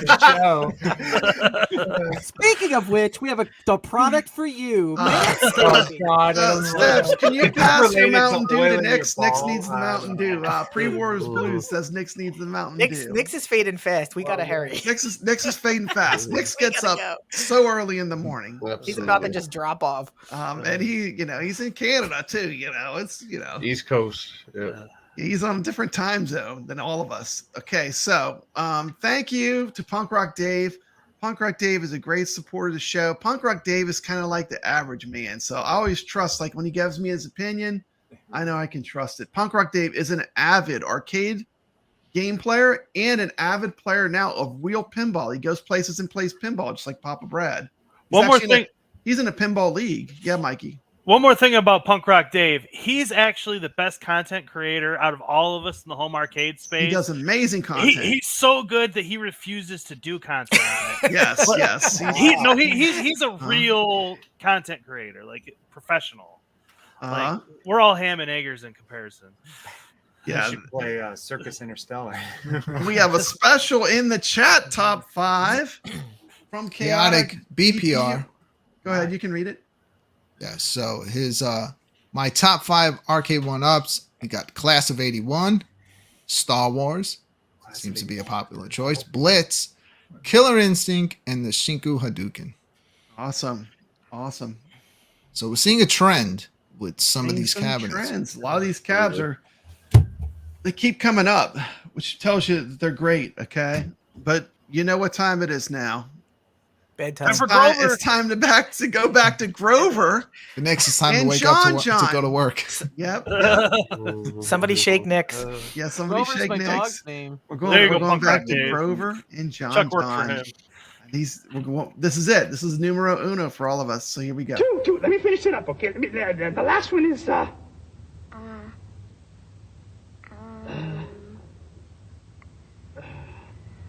what is it? What's the last one? I don't know. 1! Yeah, 1! Yeah!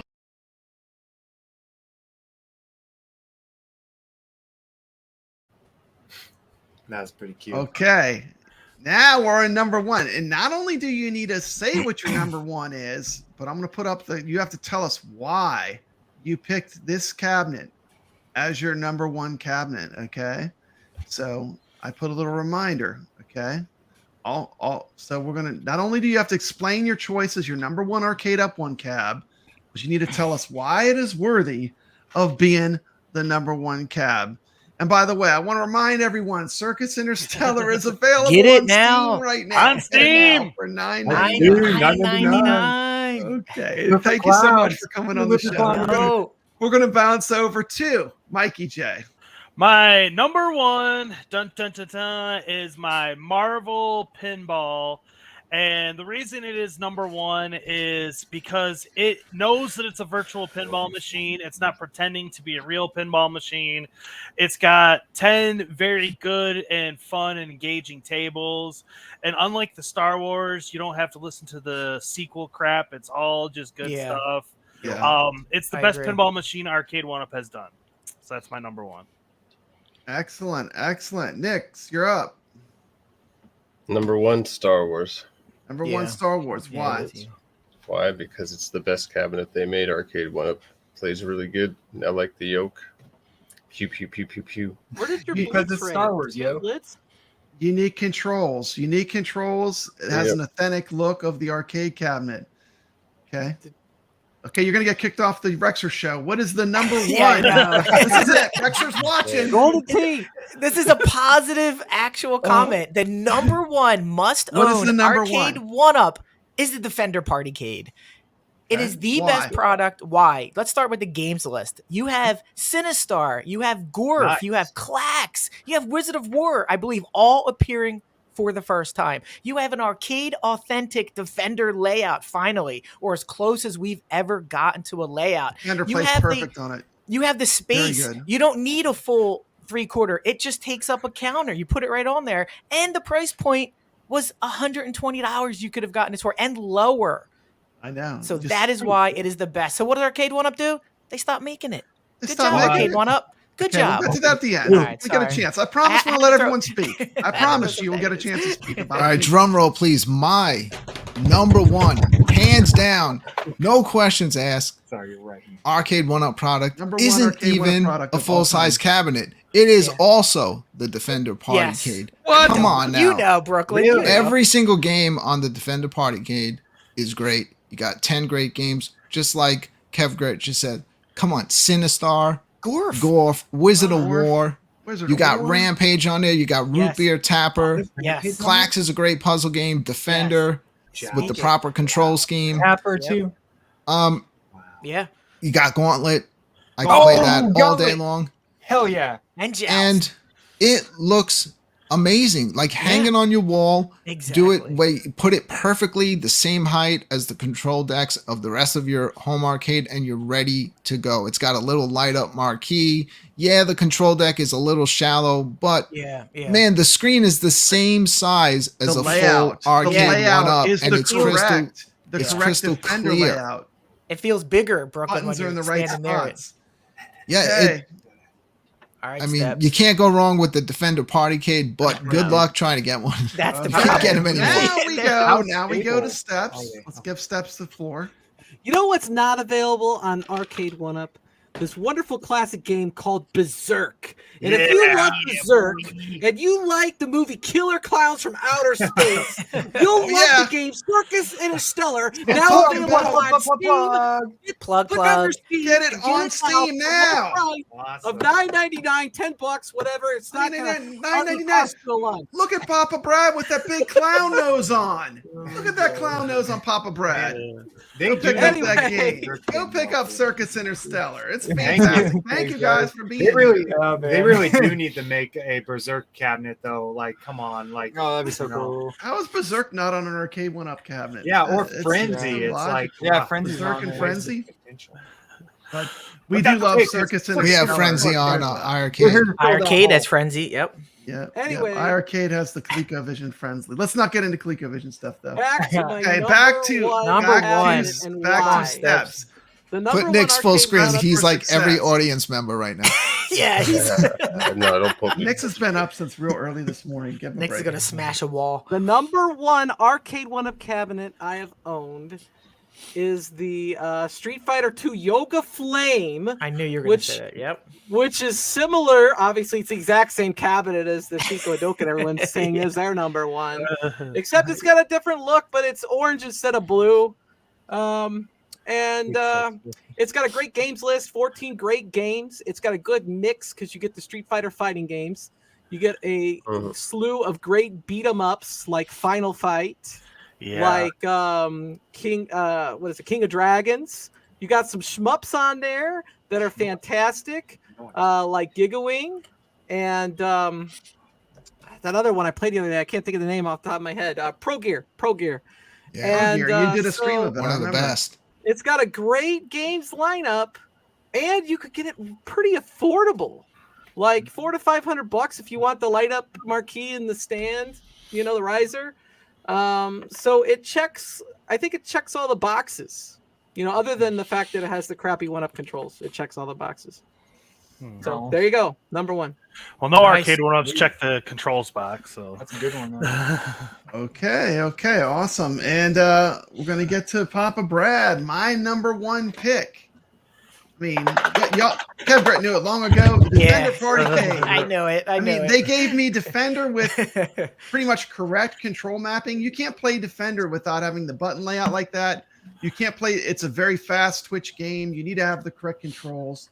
Not only did I get Defender, I got Gorf, which is another one of my favorite classic 80s arcade games.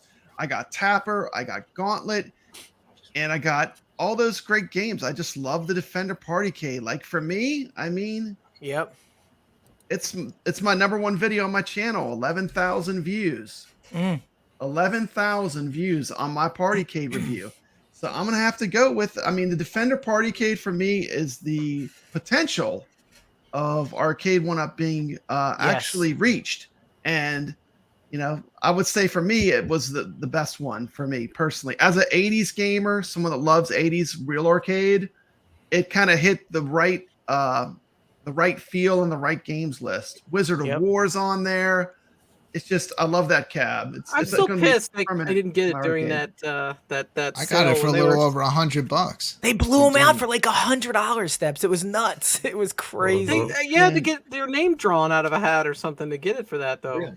No, you just got a QV. It was on QVC. No, that's where I got mine. Yeah, like QVC. They cleared I heard about it after QVC, and I tried to get it during the liquidation sale. And, yeah. The only downside to the Defender Partycade isn't anything to do with the cabinet. I just don't like how you hang it on your wall because you see that metal bar above it. I wish they did it in a way where you can hide it so you only see the cabinet floating on the wall.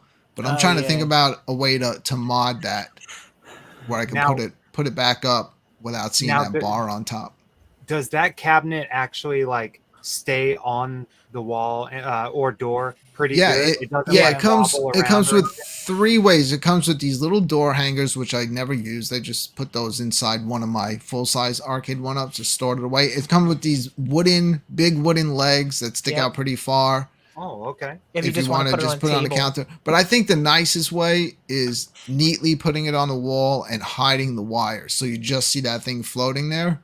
And it's stable. It doesn't like move or anything. It's stable. They have so when you secure it to the wall, it is stable on that bar.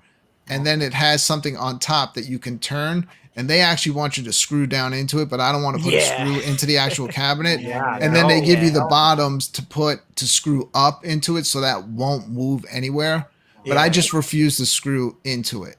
I wouldn't want to touch that. I want to read this comment. I got a personal story I want to share about the Defender Partycade, and this is Richardello. He said he freaked out when his son knocked his Defender Partycade off the shelf and cracked his stand. Papa Brad came to the rescue and hooked him up with a new set, and I sent him those for free because that's just the way Papa Brad is. So there you go, Defender Partycade. I did not. I hang mine on the door, so I sent him the legs, the legs, so that he could enjoy it. So just an interesting. My wife and I story. use those to stick fight each other. Yeah. So Papa Brad's got legs and he knows how to use them. Yeah.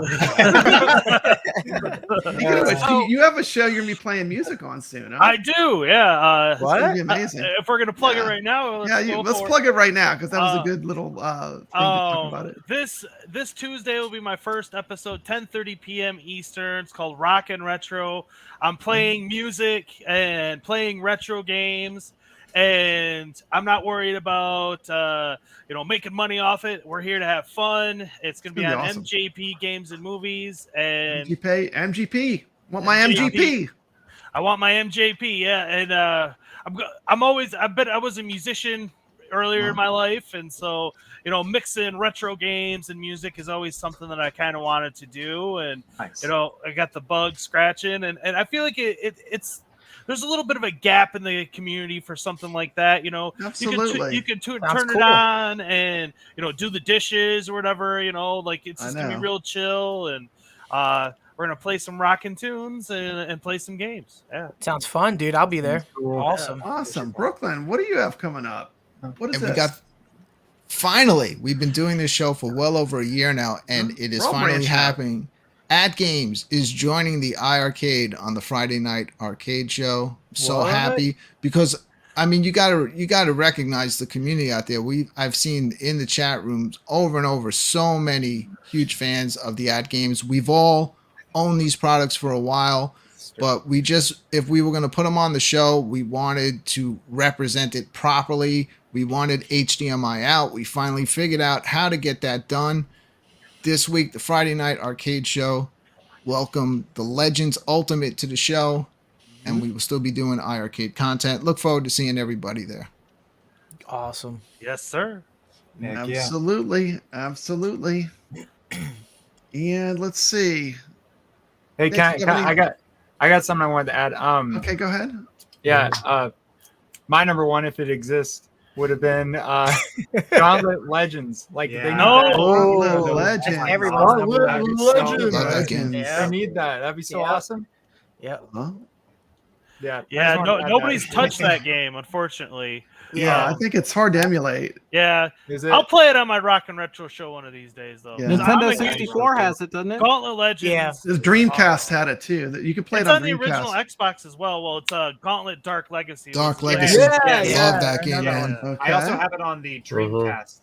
That's a good. Yeah, I want to go and eventually. It's fucking super. It's super It's expensive. okay. But I want to get We're the in legit 19th. arcade cabinet that had the 4 player setup. And it was Yeah. like, dude. semicircle. That was so That was cool. really cool. Yeah. We got to play that over at the convention Yeah. last year. It was good. You This is know, so and cool. let's just get it straight. Let's just get it straight right now. I love Arcade1Ups. I love them, but you know who loves them as well? CT Jason. Hey, shut these TVs off real quick. Oh, look, Arcade1Ups. I don't care. Let's see these prices. Oh, more Arcade1Ups. They better get out of my face with that shit. Nope, I'm good. I'm good. Make sure you check out CT Jason. He has no more space. Nation. Is that his top 5 list there, Brad? And yeah, that was his top 5 list he sent me. Love that guy. CT Jason is legit. My God. I don't care. Yeah, get out of here. How many does he have? Why didn't you get his top He has a 5? gazillion. He's got over Yeah, 20 for sure. Yeah, he has a He's huge busy. basement full of He them. has Sell a them whole all. universe of He-Man figures that are having battles. He doesn't have time for this anymore. He has an Right, who entire doesn't? universe he's created. Yeah. So I mean, how many of us Yeah. have created a universe? He has. How many of us has played Dungeons and Dragons?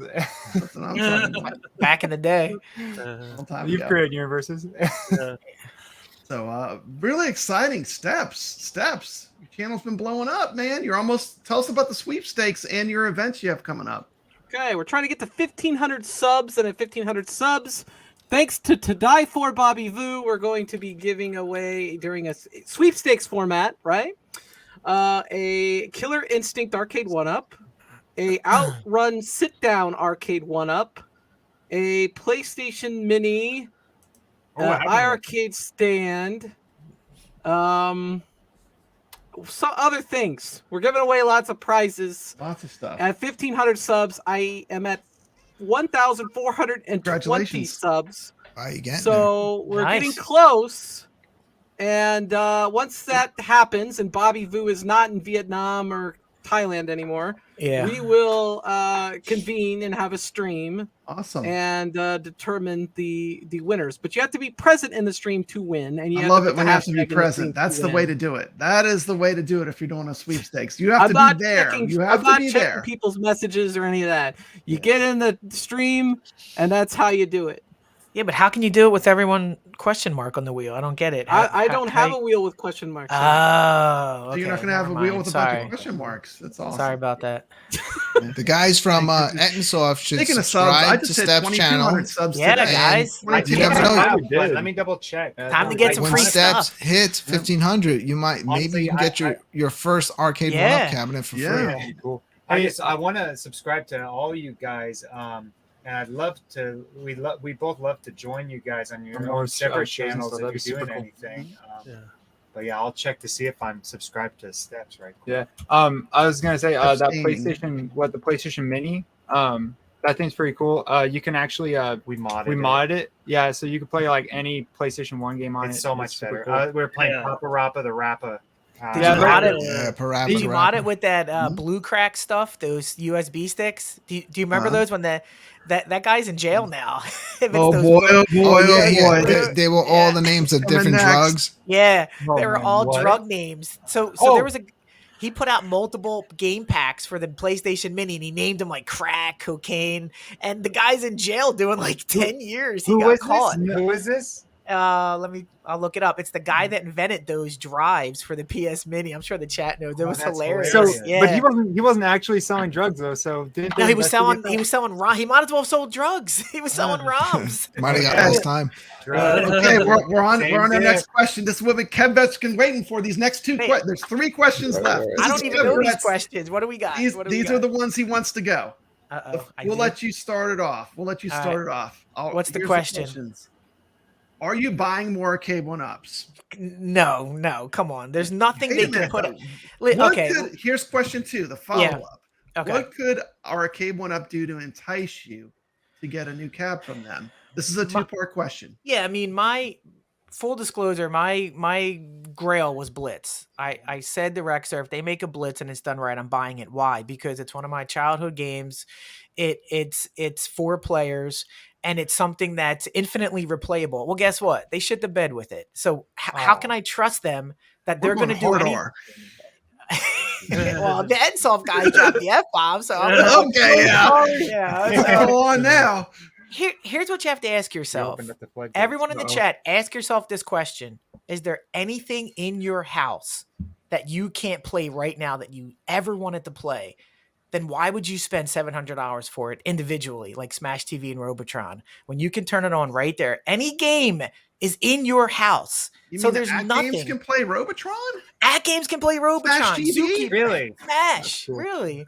And it plays it very well. It's amazing. And the marquee is amazing. So ask yourself this question. Why would you spend $700 for a dedicated total, Carnage, Smash TV, and Robotron when it's here? So Brad, the answer is it's going to be very hard going forward for 1UP to convince most people with their limited space, limited money to spend $700 on a real estate in their house for 2 games. It's just an outdated model that got outdated fairly quickly in the span of 2 and 3 years, especially when you got these 2 beasts behind you and the Legends Pinball. So yeah. Okay. Oh, sorry. The answer is no. Awesome. Okay. A quick counterpoint. I'll do a quick counterpoint. I'm going to say you're never finished. You're never finished. If you love home arcade, you're never finished. Well, yeah, no, I agree with that. But with Arcade, are you buying more Arcade1Ups? Yes. What would entice me to get a new cab from them? And I'm going to be honest. I wait for the deals. I'm all about the deals. I mean, except for Marvel vs. Capcom 2, I don't think I have paid more than $300 to $400 for any of the other cabs. Some of them I got for $150. I wait for the deals. There's no reason to overpay for these things. If you're patient, they all go on sale. So the answer, are you done with Arcade1Up? No. What would entice me to get new cabs? $200 to $300 prices would pull me back in. That's my answers for those 2 questions, and we're gonna bounce to steps next. I didn't think I wanted any more, but now I want a Defender Partycade. Okay. Like I think the number one takeaway from that for them tonight. Yeah, it's a very easy takeaway. Something they could do really easily is make more Defender Party. Exactly. They don't have to make any changes. That's number one of 3 of us. Want to buy them. Exactly. And apparently even Kevgret could shill it. Yes, I'll shill the hell out of it. They've done it. They did it. They made a buy it. Defender Partycade not available. I love the Partycade. There you go. Commercial. It's other than that, it's really hard because like I want something that's better, but I also don't want to be like take all the money in the world. You know what I mean? Like even if I spend $500 or $600, I should get better quality stuff. I feel exactly. Yeah. I mean, like, look at what I bought. They were selling the At Games Legends Mini Gamer, whatever that arcade stick. I'm trying to figure out where I stashed it. It's right here. I got one right at my fingertips. Anyway, this thing here. All right. I feel these buttons. There's micro switches. I feel this arcade stick. It feels like an arcade stick. This thing, they sold this thing for as little as $50, and it's got decent controls. Yes. And you can play thousands of games, thousands. So awesome. So you hear what I totally agree, Steps. So there'd have to be a quality upgrade, and there's a few titles that I would look for. I'd look for a Third Strike. I'd look for Street Fighter Alpha. I'd look for a Robotron. I mean, those are the 3, but I'm not willing to overpay for it, and I'd have to get it really cheap to upgrade all the controls if they're going to keep up with the same controls, and I really don't want that. And I'd like them to actually improve their build quality, because when you take that panel and you put it together, those little wooden dowel rods snap. It's like praying it goes together. You're like, please connect, please don't break anymore. I already broke 4 wooden pegs. Yeah, where's my Q-Bird? That's all I want to. Where's my Q-Bird? So there you go. What's the hold up? Make more Partycades. Those are already What's the hold up? Can I give my answer real quick? I am done. I've said it. I'm done because I don't want it to be like a cluttered mess. Yep. What would make me buy one? They really need to do something original. Honestly, like if they could ever pull out a Carnival cabinet, that'd be something I'd be interested in. Obviously, Smash TV, I love that game, and we know if they do Smash TV, they're going to do Total Carnage and Robotron. But kevgret already covered that earlier. I can go right to my right, and I can play all those games perfectly well. Perfectly. And With once good you get the controls. bit LCD and the lights are out, it just takes on the look of the cabinet with the marquee. So I'm good on those. So really, they would need to do something that I just can't already play here. Yep. Exactly. And I would say something like Carnival, even possibly if they did a really good House of the Dead cabinet. Yeah, House of the Dead House of 2. Dead. House of the Dead would get you to buy one, you think? Dude, I love House of the Dead. I love House of the Dead too. Mikey J, we want to hear your thoughts. So I've said before, I'm all done buying Arcade1Ups. And for the most part, I'm pretty confident in that. Daytona was one that, we hear rumors of it, but there's no way they're going to top the emulation that is on. This is playing on an Xbox 360 with a wheel with rumble functions and all that. Like Arcade1Up isn't going to top that. So even if they did Daytona, that's a hard pass for me. Gauntlet Legends would make me think heavily, but I think they would mess it up.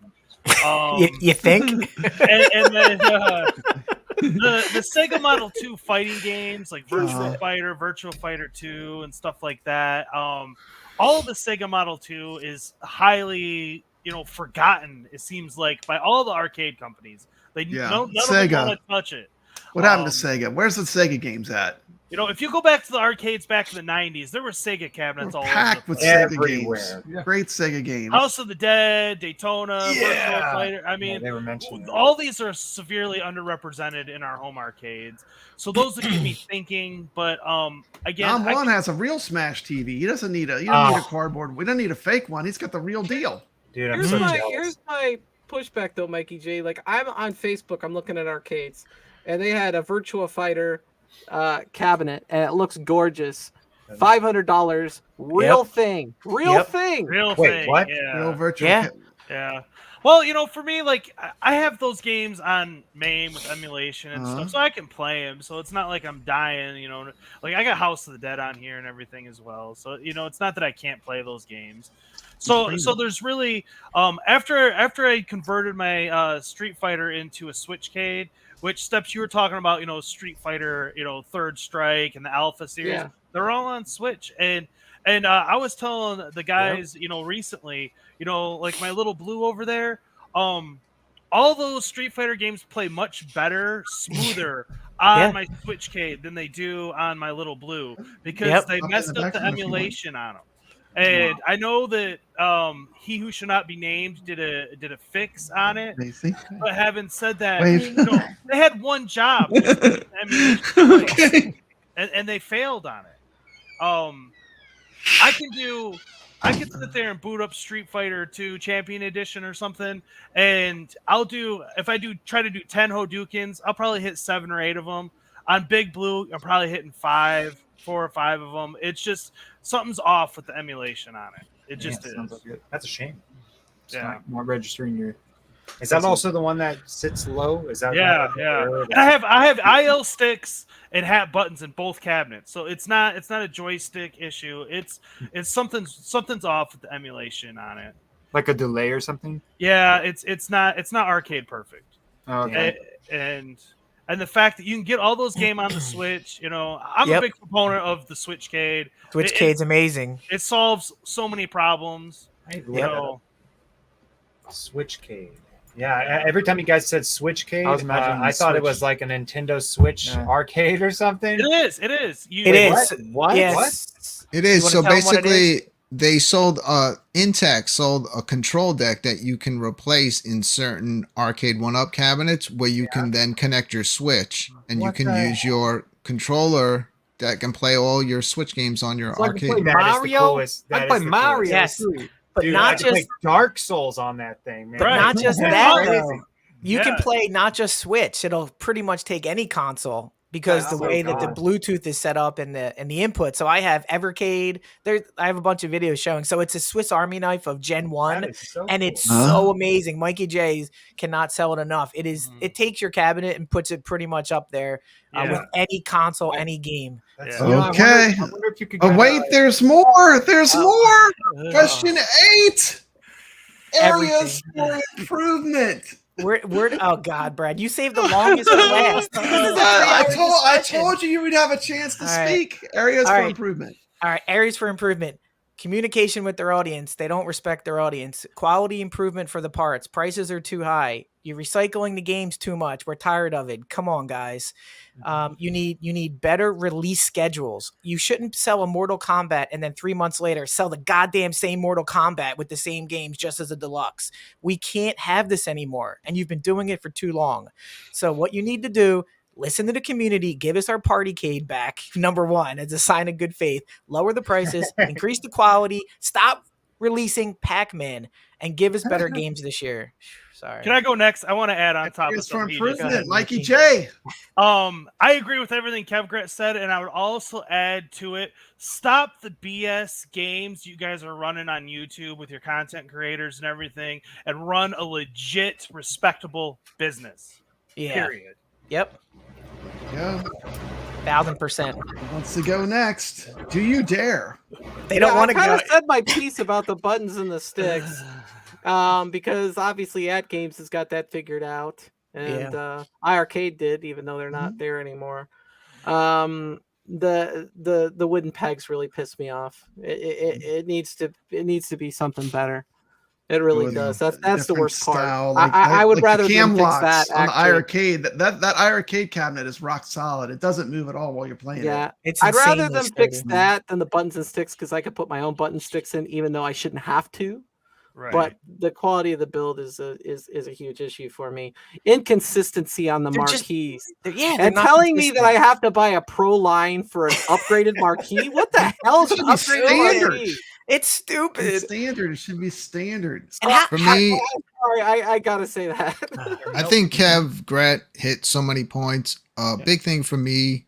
Yeah, stop with the Pac-Man already. We're not saying Pac-Man's not an awesome game, but we don't need 7,000 Pac-Mans at this point. Pac-Man.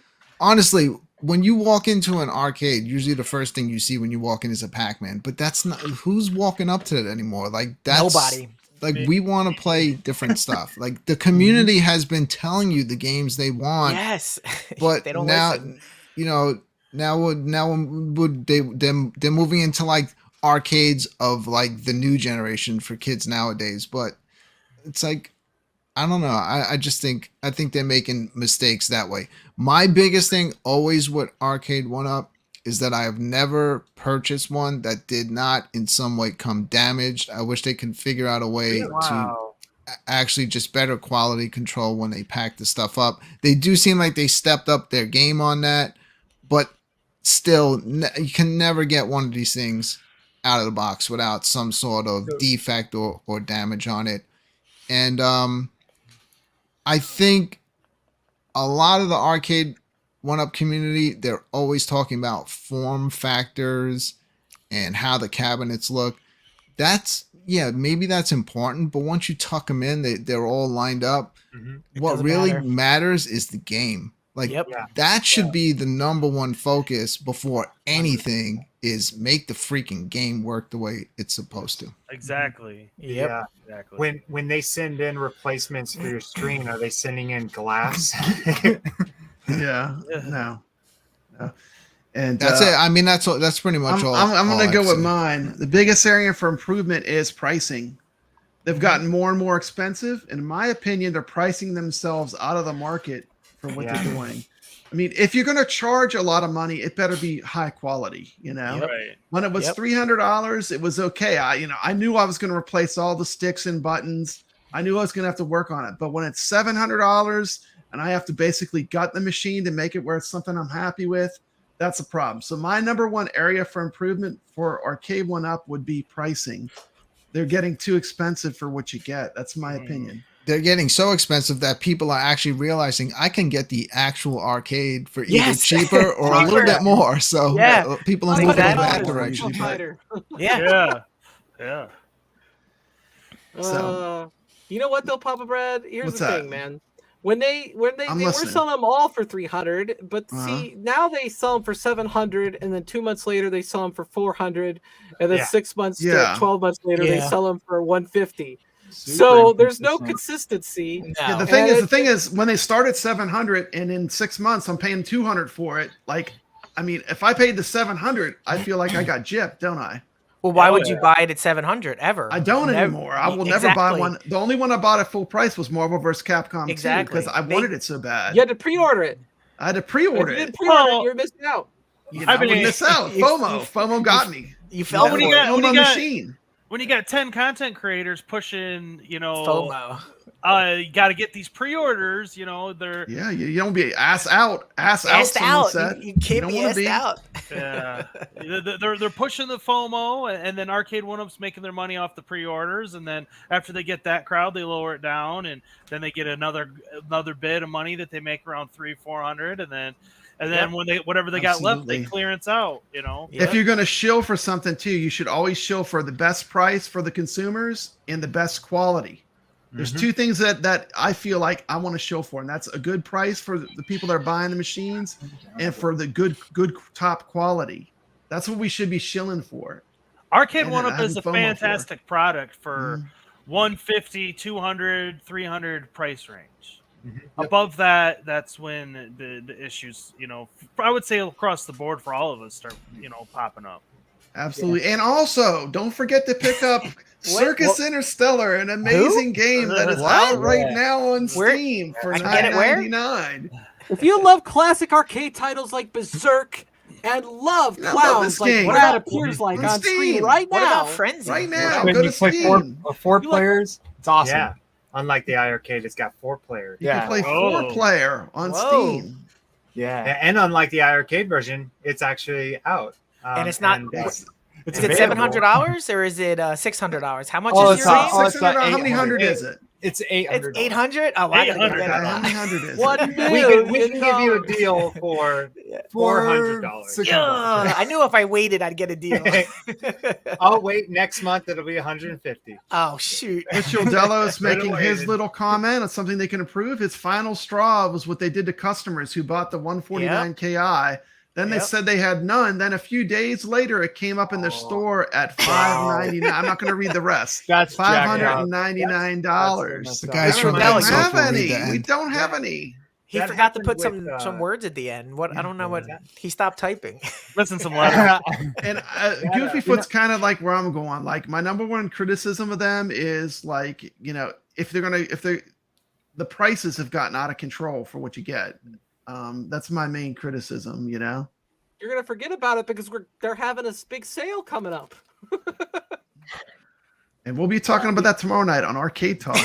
Tune in.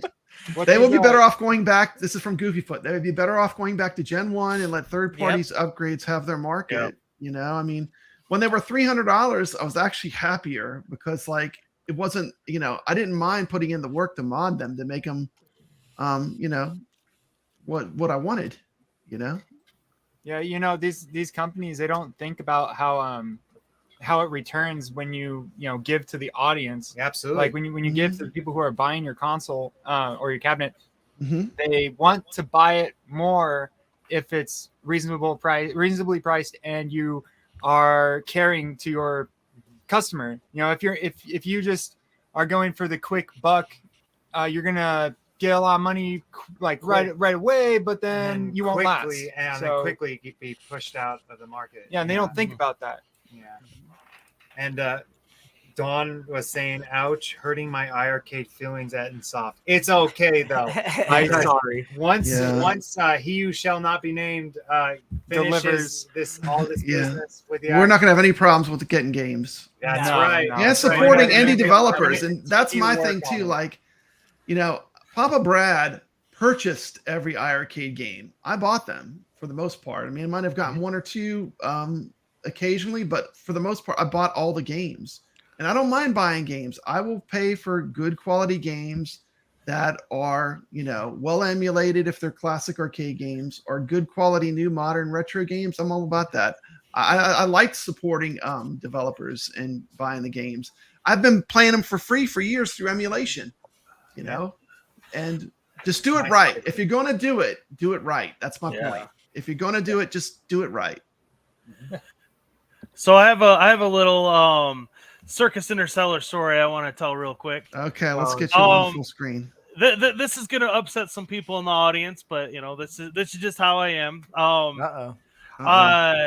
I had the opportunity from Jong himself to get a code for that game, but I was on vacation at the time, and I actually just got home today.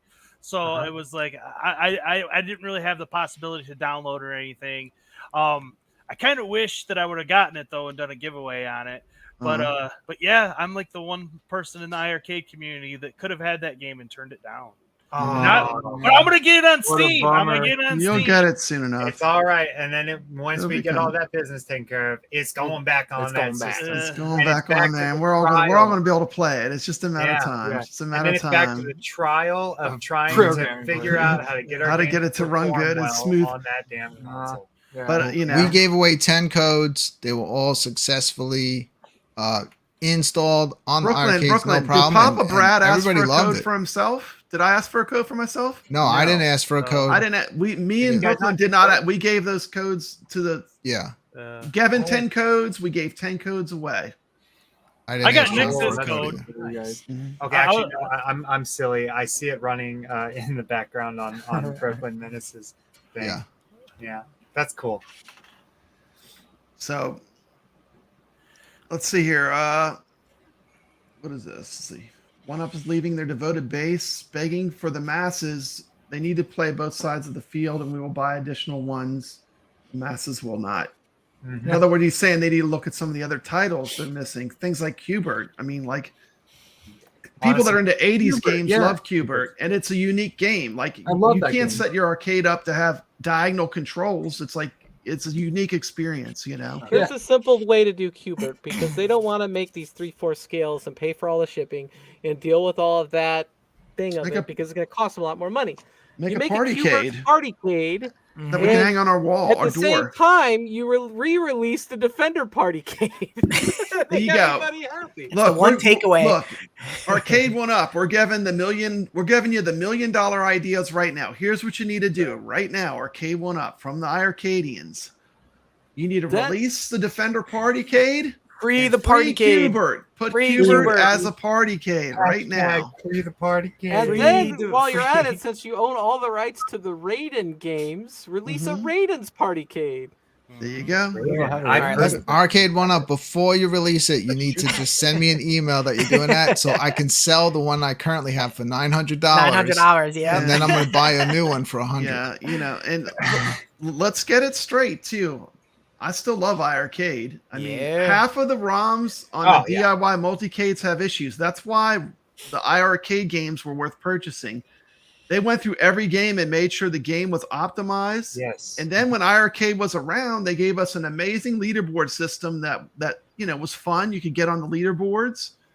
And I liked what they were doing. It's a shame they didn't make it. I did fully support iiRcade, but too early. It's too early. Yeah, they went out quick. That's what I'm a shill for the Switchcade because you have the store where you can buy officially released games. All the bugs are gone. They run great. They play great. Because I have thousands of games in emulation and like Goofy. Yeah, we all do. We all have millions of ways to play these games. Don't work right. They don't work the way they should. No. Yep. Yeah. So getting an officially released product is always my preferred method. And I do want to shout. Alfred Berger got one of those codes, and he says he loves the game. I just want you guys to hear that directly from Alfred Berger in the chat. Got one of those 10 codes that we had at this. Heck yeah, cool. That's awesome. Yeah. And so that being said, I think that was my last talking point. The last things we're going to talk about is what you got going on. Does anyone have anything they want to talk about before I kick us out? Well, Brad, I went to Nashville last week and I went to the game terminal on your recommendation, and I got a video coming out shortly on it. But let's just say it is one of the best free barcades I've ever been into. It's know. amazing. I'm glad you recommended it to me because I didn't know it was out there. Thank you for that, and I'll be putting a video out. Just a quick walkthrough. It's free. The games are free except for pinball. Every single arcade game is free when you walk in. There's no cover charge. You just go in and start playing. And they have hundreds of them. Absolutely. It's just amazing. I just went to the Berzerk in Baton Rouge, and they do the same thing. Every arcade game is on free play except for pinball. And pinballs were like the games that like a lot of the Williams games that I love, they were like 50 cents to play. They weren't even $1. No. And then they had all the prices on pinball were a little bit down too, but I think that's a fantastic way for these barcades. You hang out there for a while because they have all these games that they got the honey, to keep you there. They got the pinballs. They got all the arcades on free play. You get some drinks, you get some food, and you just have a good time. And that's not the love. What's the place called again? Yeah. Brad's place was what? Brad, what was yours called? Berzerk. And mine was the game terminal in Nashville. It's about a 10-minute ride from downtown Nashville. Uber ride was like $10. And it's amazing. And I just want to say one more thing. Brad, when I was walking around this game terminal, I was seeing adults, all ages and sizes, smiling and acting like they haven't played these games in forever. I know, they're still great. And I'm standing there saying, guys, we have all this available in your home. Do you not know? And it's like, my question is the message getting out to the masses? Like I want somebody to play Moon love Patrol. Arcade games. I personally think that there is something you can only get going though to like an arcade, I agree. A full-blown arcade full of people, like I still remember the like a lot of fond memories of like going, to these dark arcades and stuff and playing and just having a wonderful time with like complete strangers and they just come gather around people and stuff, It's the magic of going on location and playing arcade games and pinballs. There's a magic to it, There is, now that we're not locked in our houses anymore, I mean, it's time to get back out there. Just to prove that point, I was watching this woman play Moon Patrol, and she wasn't that good. And then I started to play, and she left but came back. And she said, how did you get by this? And what was, I don't remember that. And we were just talking, and it's like strangers coming together, showing strategy and playing Moon Patrol, a 1982 game. And we were just hanging out, having a great time. And that's stuff you don't get in your house. Absolutely. Yeah, it's the best way for like nerds to meet other nerds. It's awesome. I love it. It was awesome. You can't replace it. You can't replace it. I mean, not to diss on a home arcade, which is awesome. I agree. It was very contagious. The fun and the atmosphere in this place. So I'll put that video out hopefully the next day or two, just so you can see what it's like. But Brad, if it's any place like you went to, it's going to be amazing. For people they're to see, fantastic. So. And if you want to find out of some arcades, go on YouTube and look for find some barcades and arcades in your area. And look at arcade tour reviews. My channel does a ton of arcade tours. Yeah, I've seen some of those. And I basically walk you through the arcade. I talk about the history of the games, talk about what I love. Who else does some good arcade tours? This person right here does some good arcade tours. I've done a couple. Galloping Ghost is an epic arcade tour on your channel. Yeah, I love that arcade tour. I've done Pinball Land recently in Grand Rapids, Michigan area. Rockford, Michigan, and it was you pay $20 and you could play the pinball, you could play the arcades. It didn't matter. It was all included with your admission, and that was really fun little side trip on my way home from northern Michigan. And what else have I had on there? The Pinball Garage in Hamilton, Ohio. They have like every pinball table I've ever seen from like the 80s on. It's like 100 plus pinball tables. It's crazy. And that was a really cool stop that I did there. And I did that live stream there. I'd like to visit it again. Maybe do not a live stream, get some better footage. I've done Logan's Arcade when we went on that trip with the YouTubers. Logan's Arcade in Chicago. That's really cool too. And, you have what was the other arcade you had on your channel, kevgret? I've gone to a couple. I've gone to Lucky Strikes down in Atlantic City. There was one right outside of Atlantic City. And then I went to one in 5 minutes from my house called Ram. area. So I've got a couple on there. So this will be my 4th or 5th one. And Brad, you're the one that inspired me to go out and start taking these videos of these local arcades. You started it, and then I said, "This is great." So I want to show people what's out there. So I appreciate you starting it. Those videos are evergreen. They'll just like live on your channel, and people that want to check out that arcade are gonna go check them out. It's great. I appreciate you motivating me to get out there and look at this stuff. So thank you. Okay. Oh, I mean, they must have popped out. There we go. Press my bad button. I can't log in because I was like, oh, well, that's okay. Just log in so I could chat with people on comments, and then it booted me out. That's okay. Brad, I want to share. I want to share a video in the chat. I'm going to do it, but it was. I used to work at an arcade that was owned by Blockbuster Video. It was a test market thing. Wow. Oh yeah. Blockbuster arcades. They had one in Florida that I used to go to all the time in the 90s. I love that. They actually had that huge from Sega, the one that they have at Galloping Ghost that you actually go inside and fly the jet plane and it flips you upside down. Afterburner? That sounds cool. They had that. Yeah. What's the one they have in Galloping Ghost that it's hidden in the back room? Oh, I gotta go. That thing. You were on it, right, Steph? Well, they had that X360 or something. I didn't even know what it was. I didn't even. I used to know go on it existed. like every week. I went to Galloping Ghost. I walk in and I run into Console Kits, and Console Kits is like, "You made it just in time. You got to go see this arcade before they shut it down because it's in the back room. We're getting a special tour." And I go back there. And it's like an afterburner thing, right? And so they're like, "Here, you need to get in." And I get in. I have no idea what the heck this thing does.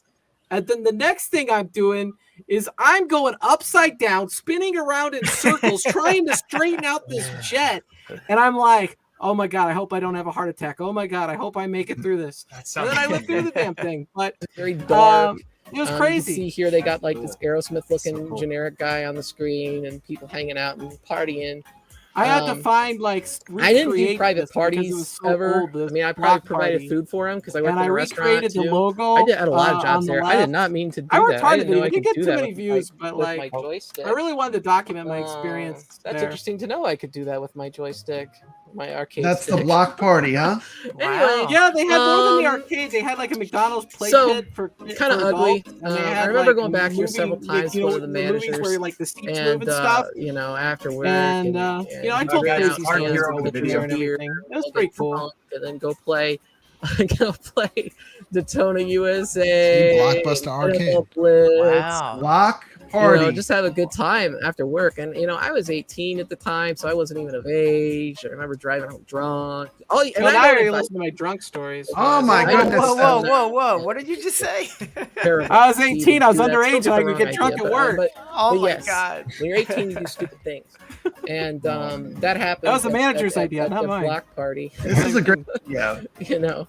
Go watch that link in I the remember chat. this room specifically for the after work hangouts. And there's the restaurant. I did after I worked as the Go Motion person for a while. I took a job in the restaurant. Like later on, I came back and worked at the restaurant after I left. And I did that because it was more money. I think it paid like $7.50 instead of $6 or something. I don't remember. You know, at the time, you're like, "Oh boy, I get more money to work at the restaurant." I had no restaurant experience whatsoever, and they gave me no restaurant training whatsoever. I remember the man, one of the restaurant managers named Chris. He taught me how to empty the beef fat fryer, which is one of the grossest jobs I ever had in my life, actually, because you'd have to take this little cart on wheels and wheel it out to the back, and then dump this oil. It was just, ugh. I did remember being taught that, but anyway. You know, flat top fryers, things like that. And then, you know, you're a kid, so you do stupid stuff like throw a hamburger in the fryer. You know, some of your orders. Throwing hamburgers in the fryer. I had no idea how to make a Caesar salad. I wonder. Look out! So I just kind of put some lettuce in there and dumped a bunch of Caesar dressing on it. I remember Chris coming back. Who made that Caesar salad? No, I don't know how to make a Caesar salad. I mean, you guys hired me with no experience whatsoever and expect me to just know what's in a Caesar salad or what to cook. It wasn't like now where you just like Google stuff. Oh, Google how to make a salad, you know, because you didn't have a phone on you. It was just different. And I remember like when I worked there on like Friday nights, like the waitress wouldn't show up. So I would have to be the waitress and the cook and everything, and I would go like. I would get beers for everybody, even though I was 18, because nobody else would do it. And I got all sorts of tips. I got good tips for getting people beer, but I totally illegal. Shouldn't have been doing that. Oh man, Stubbs, this is like a tell-all. I mean, this is a lot of this is all because they didn't know how to manage. Where do you talk about the games? Is it like in the middle, the beginning? Somewhere in there. You picked the part where I talked about working in the restaurant. Hold on, 30-minute confessional. I know. Yeah, we could get Blockbuster shut down for that. This copyright strikes. Go motion theater.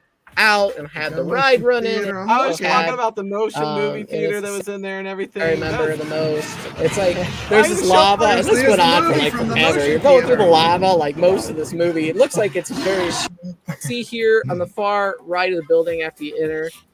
There's the pinball area with the Steps is serving 12-year-olds on the left side of my screen, and then here's the arcade and skee ball and basketball hoops and air hockey and whatever, you know. That's cool. But so you're what an awesome job selling for underage and doing speedball. Yeah, I know. One of the Steps, I wrecked my car after you served me 30 beers. I'm and then this picture wasn't taken from there, but I remember it. So I got a picture of it. The Harley Davidson, we had two of them. I love playing that each game. Other, or, you know, I've never work even together. seen that one. That's cool. The Sega Harley Davidson ride. That was kind of a marquee title. I see that. That's really cool. Yeah, really Time fun. Crisis 2. I'm not sure it was 2 or 1 or what it was, but it was definitely Time Crisis with the huge screens.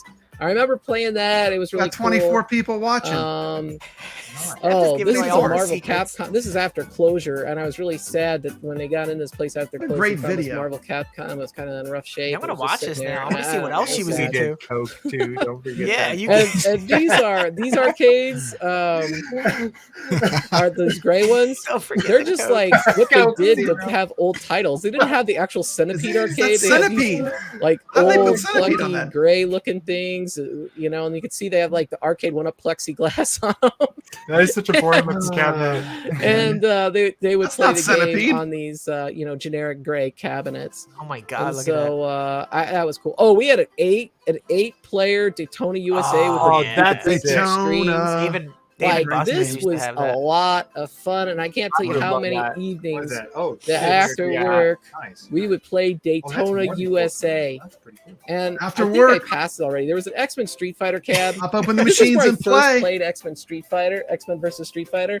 I remember I was talking to one of the game techs, and he wanted me to play this game with him after we closed, and I just remember how it all I was like, oh my god, because I love Street Fighter 2. And I'm like, this is X-Men and Street Fighter, and this looks like cartoons. Like, this is great. And that was when I first played it. And after that, I found out, I did a lot of research online because I had internet back then. And I found out there was Japanese versions for the Saturn, and I could play it at home. And that's how I got into the Versus series. And it was like that. It was a big black cabinet, just an X-Men versus Street Fighter. And I remember playing a bunch of people there, and I would, I eventually started beating them all, and they all got mad. Love these. And not that I was any good when I got the Arcade1Up, but like, man, I just remember beating them all, and maybe this is why I thought I was good, but when I got into this scene, I realized I really. How cool is it? You can get all the dirt later. You can go to the end of the video. We're gonna get to the part about the games. Oh, we had Hydro Thunder, like 1 or 2 of those. It's a great video. I love that game.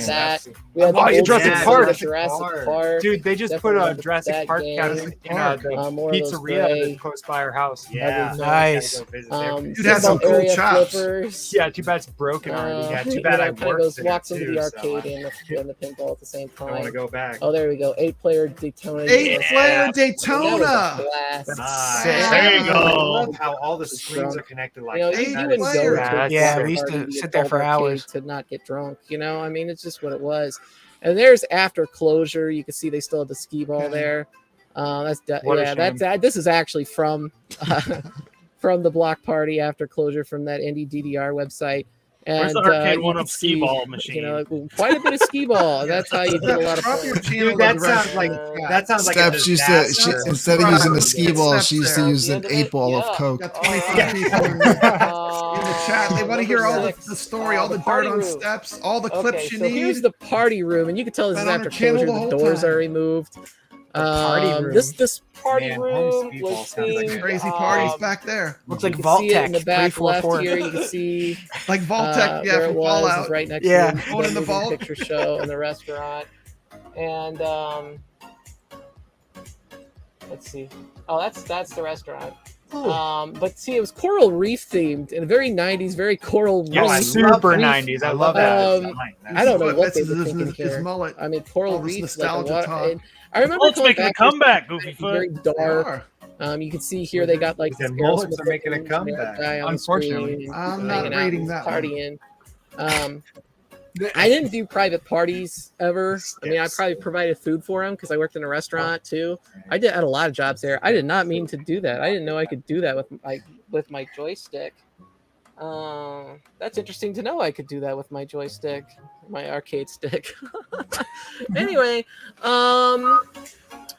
so kind of ugly. I remember going back here several times. One of the managers. I love it. Cool. It looks like Steven Tyler eating ice cream right there. Cans and pitchers of beer. We'd all get drunk and then go play Daytona USA and NFL Blitz and just have a good time after work. And, I was 18 at the time, so I wasn't even of age. I remember driving home drunk. Yeah. And I don't advise doing it. Okay. I don't drink at all now, and I think it's terrible to even do that. So don't get the wrong idea. But yes, when you're 18, you do stupid things, and that happened at the block party. You want us to play the rest? You used to drive home drunk in one of those Daytona cars. Yeah, exactly. Great video. Nobody ever watched this video. I did after I worked. You got 23 I don't know. I was drinking one night, and next morning I came outside my house, and my car wasn't there, but one of those Daytona arcade machines was out front. Somehow I drove it home. I don't remember. At the time, you're like, oh boy, I get more money to work at the restaurant.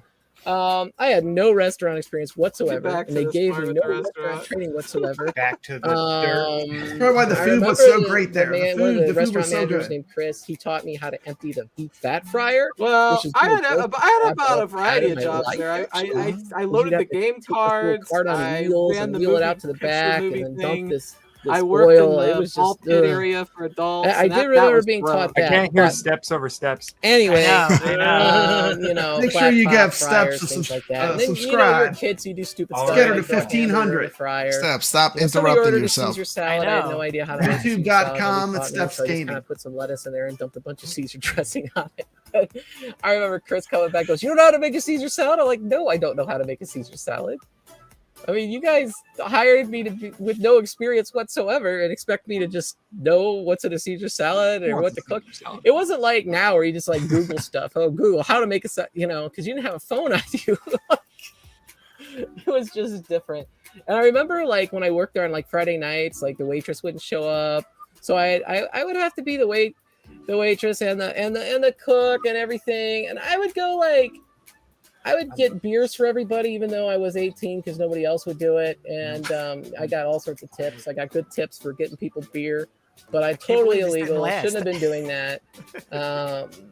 I'm sure the management knew and didn't care. I mean, this is a lot of the reasons why this place failed. Okay, both one was owned by Blockbuster and Discovery and somebody else because they didn't know. Steps put Blockbuster out of business. Yeah, seriously. I mean, everybody had free lunch there. It wasn't like it wasn't a big secret. We'd all make food and eat it. The super bloopers. And. It just poorly managed. They I think really DoorDash is here. I'll be right back. This is Virtua Alley, and I don't remember much about this because I didn't care about AKA virtual my reality. drug There's dealer. a virtual reality in the 90s. Steps just sent him a package. I mean, this is late 90s. This would have been like 98, 99, 2000. That this would have been a thing. So like this kind of stuff sucked back then. I wasn't into it. It's not my thing.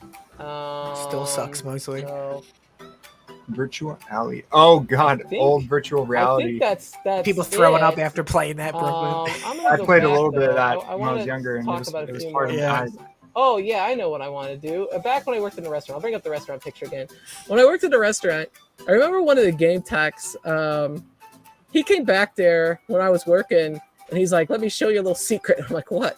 And he puts his pizza pan in front of the camera back there. Jeez. He gets pictures of beer. And so we started having a chugging contest of these pictures of beer. And after that, like, you know, we went and played Daytona. It's always Daytona. Daytona was always the game. It was like, had to be Daytona. You know, It's the greatest racing game of all time. X-Men Arcade Street racing. Fighter. Those Daytona are is the reason Blockbuster's out of business. Definitely, it was always a race to Daytona. Everybody loved that ride. And we didn't really go on the moving picture show or anything after close, but it was always the arcade games. And the tech would always just open it up or hand you the key. Like, and we all knew how to do the tech stuff on the arcades because, Man, I wish we had something like this over in my They'd be like, here's a hometown. key. You just go We have open it anything. up and you go inside, press the credit button. You're like, give yourself a lot. You know, now I'd be really into actually maintaining those arcades and be really picky about how they are, knowing what I know now. But at the time, you know, it was just fun. And you know, really good time working here. All right, the Ettinsoft guys got to eat. And it was in Clearwater, crossing area of Indianapolis. It's torn Any down longer, it's now. almost time for There's breakfast. condos Yeah, there guys, can you instead. DoorDash some eggs and some omelets for us? If anybody lives in Indianapolis, I DoorDashed a bunch of Red Bull. Block party. Comment down below. Tell me about your memories of Block Party, just so that I can hear it. Block Party, Block Party, legit. Nick's would already enjoy went to hearing work, I hear, comments about Brooklyn. it. If you didn't know about it and you want to comment on my video, something I brought up, or maybe some memories you had at the arcade, or whatever, please do so. I have more arcade game, more video game content coming on the way. Hey, Steps, I like your drops on the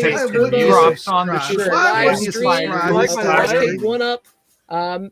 Those guys. Now you just got to Brad, show my picture. It's not as exciting as Steps, though. What picture? Well, I'm glad that he showed the video because I don't know. I worked on that video and like. I was looking this now up someone's seeing while it. the video was Awesome. playing. Here we go. So this there you here, go. Hold on. Oh, Remember I said Blockbuster, so that was it. shuffle us to the Blockbuster side. Golf There we and go. Games in Sunrise, Florida, opened from 94 to 2000. I moved to Florida in 93, and that's where I was floating around. Every time I passed this place, I would always stop and go in and hang out in there.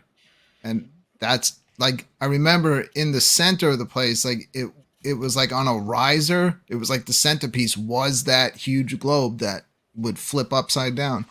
Wow. That they now have, yeah. Welcome to the Retro In Chicago. Confessional Show. Yeah, anybody else want to go? Anybody? That's it. Mine's not as exciting, but I knew it was Blockbuster Games, but mine was How long has it been Blockbuster since your Golf last and Games. confession? They probably just bought a bunch of places like and just stuck the Blockbuster name on it.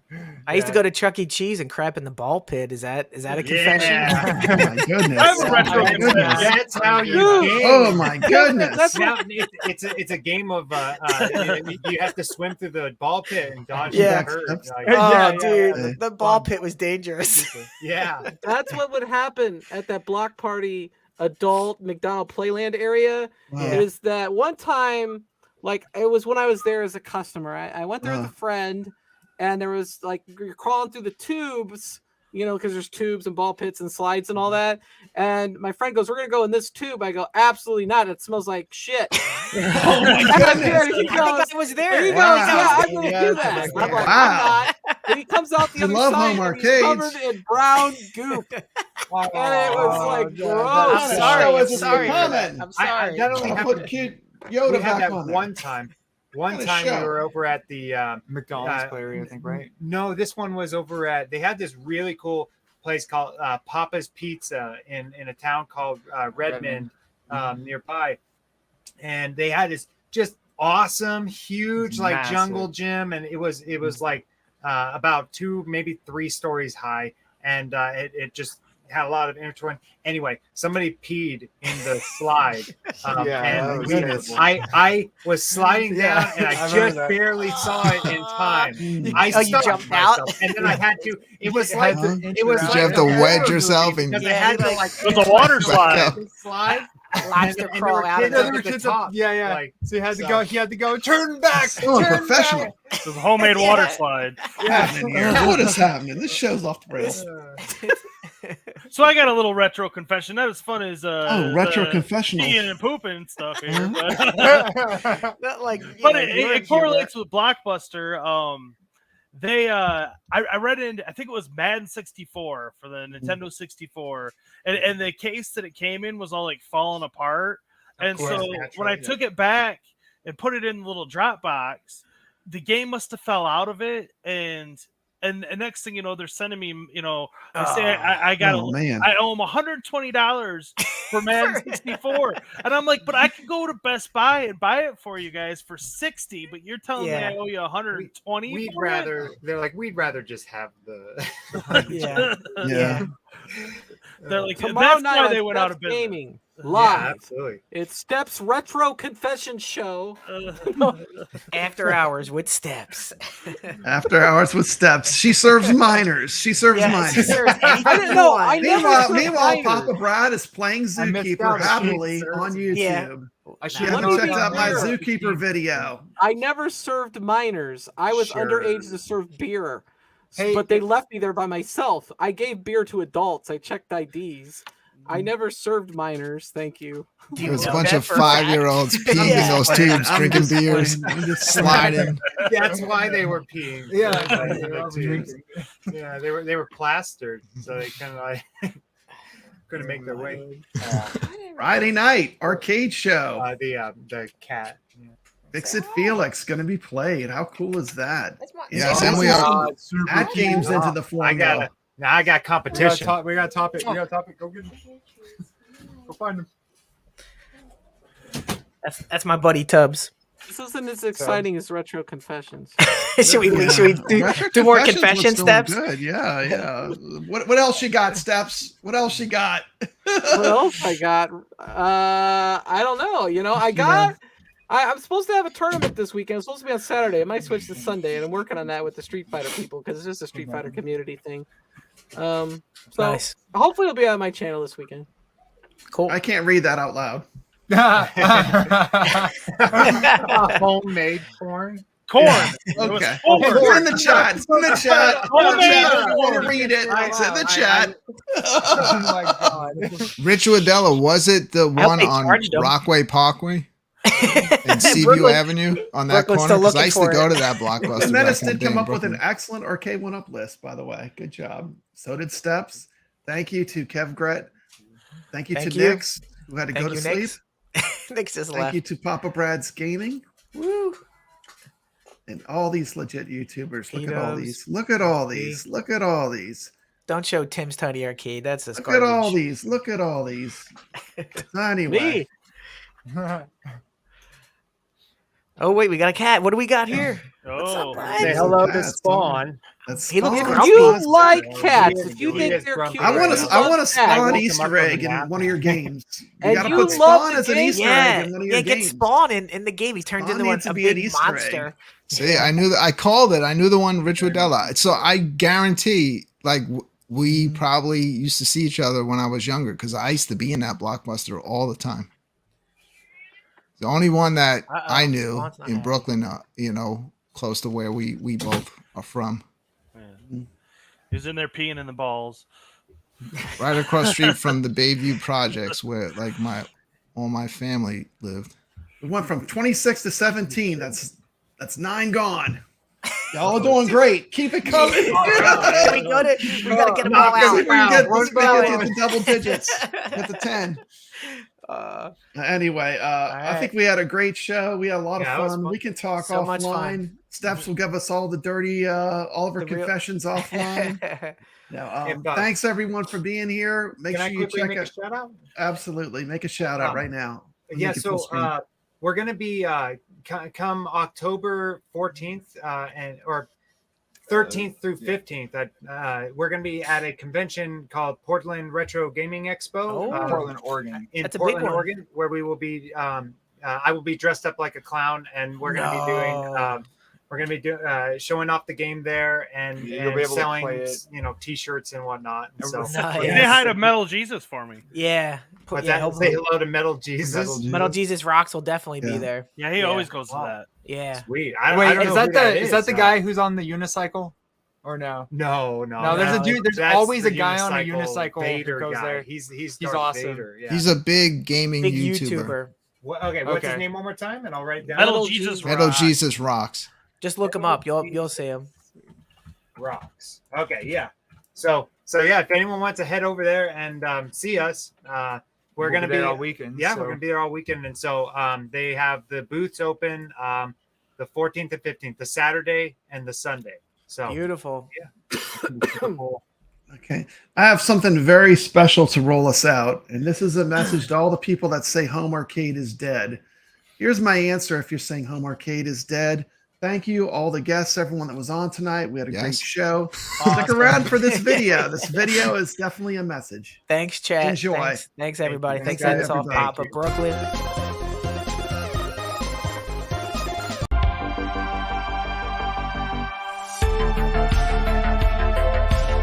Brings me back to what I love about this amazing hobby of ours. You know, going to a real arcade or real locations that have pinball machines that you can play on location. Modern Stearns, classic Williams pinballs, you know, great classic arcade video games, you know, like some of the games I'm about to show.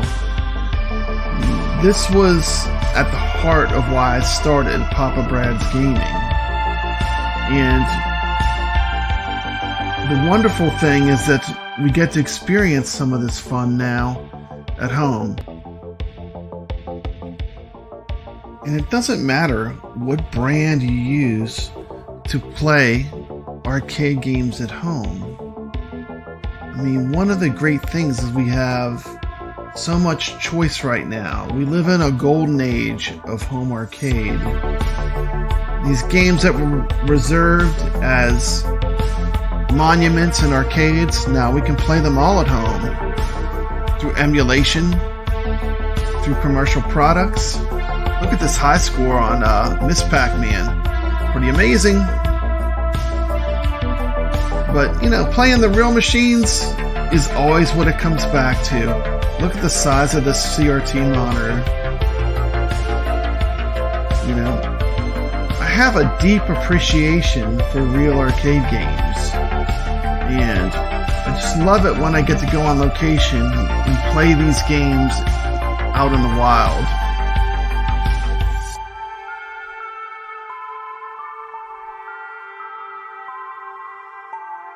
Here's one I haven't seen in a while. Check out this Duck Hunt from Nintendo. Pretty cool. Am enjoying my Send-In light gun.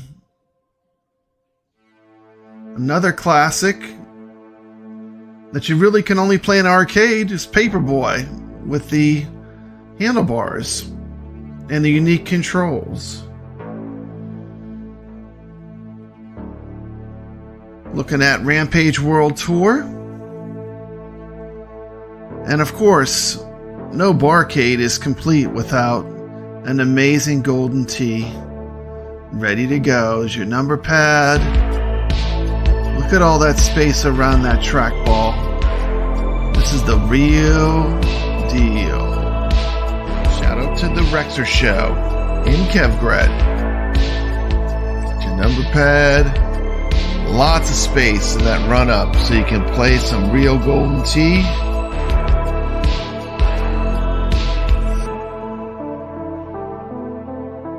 Look at that party zone just hanging out there. Happy Juice. What a wonderful evening down here in Old Town. Playing some pinball, having a couple beers.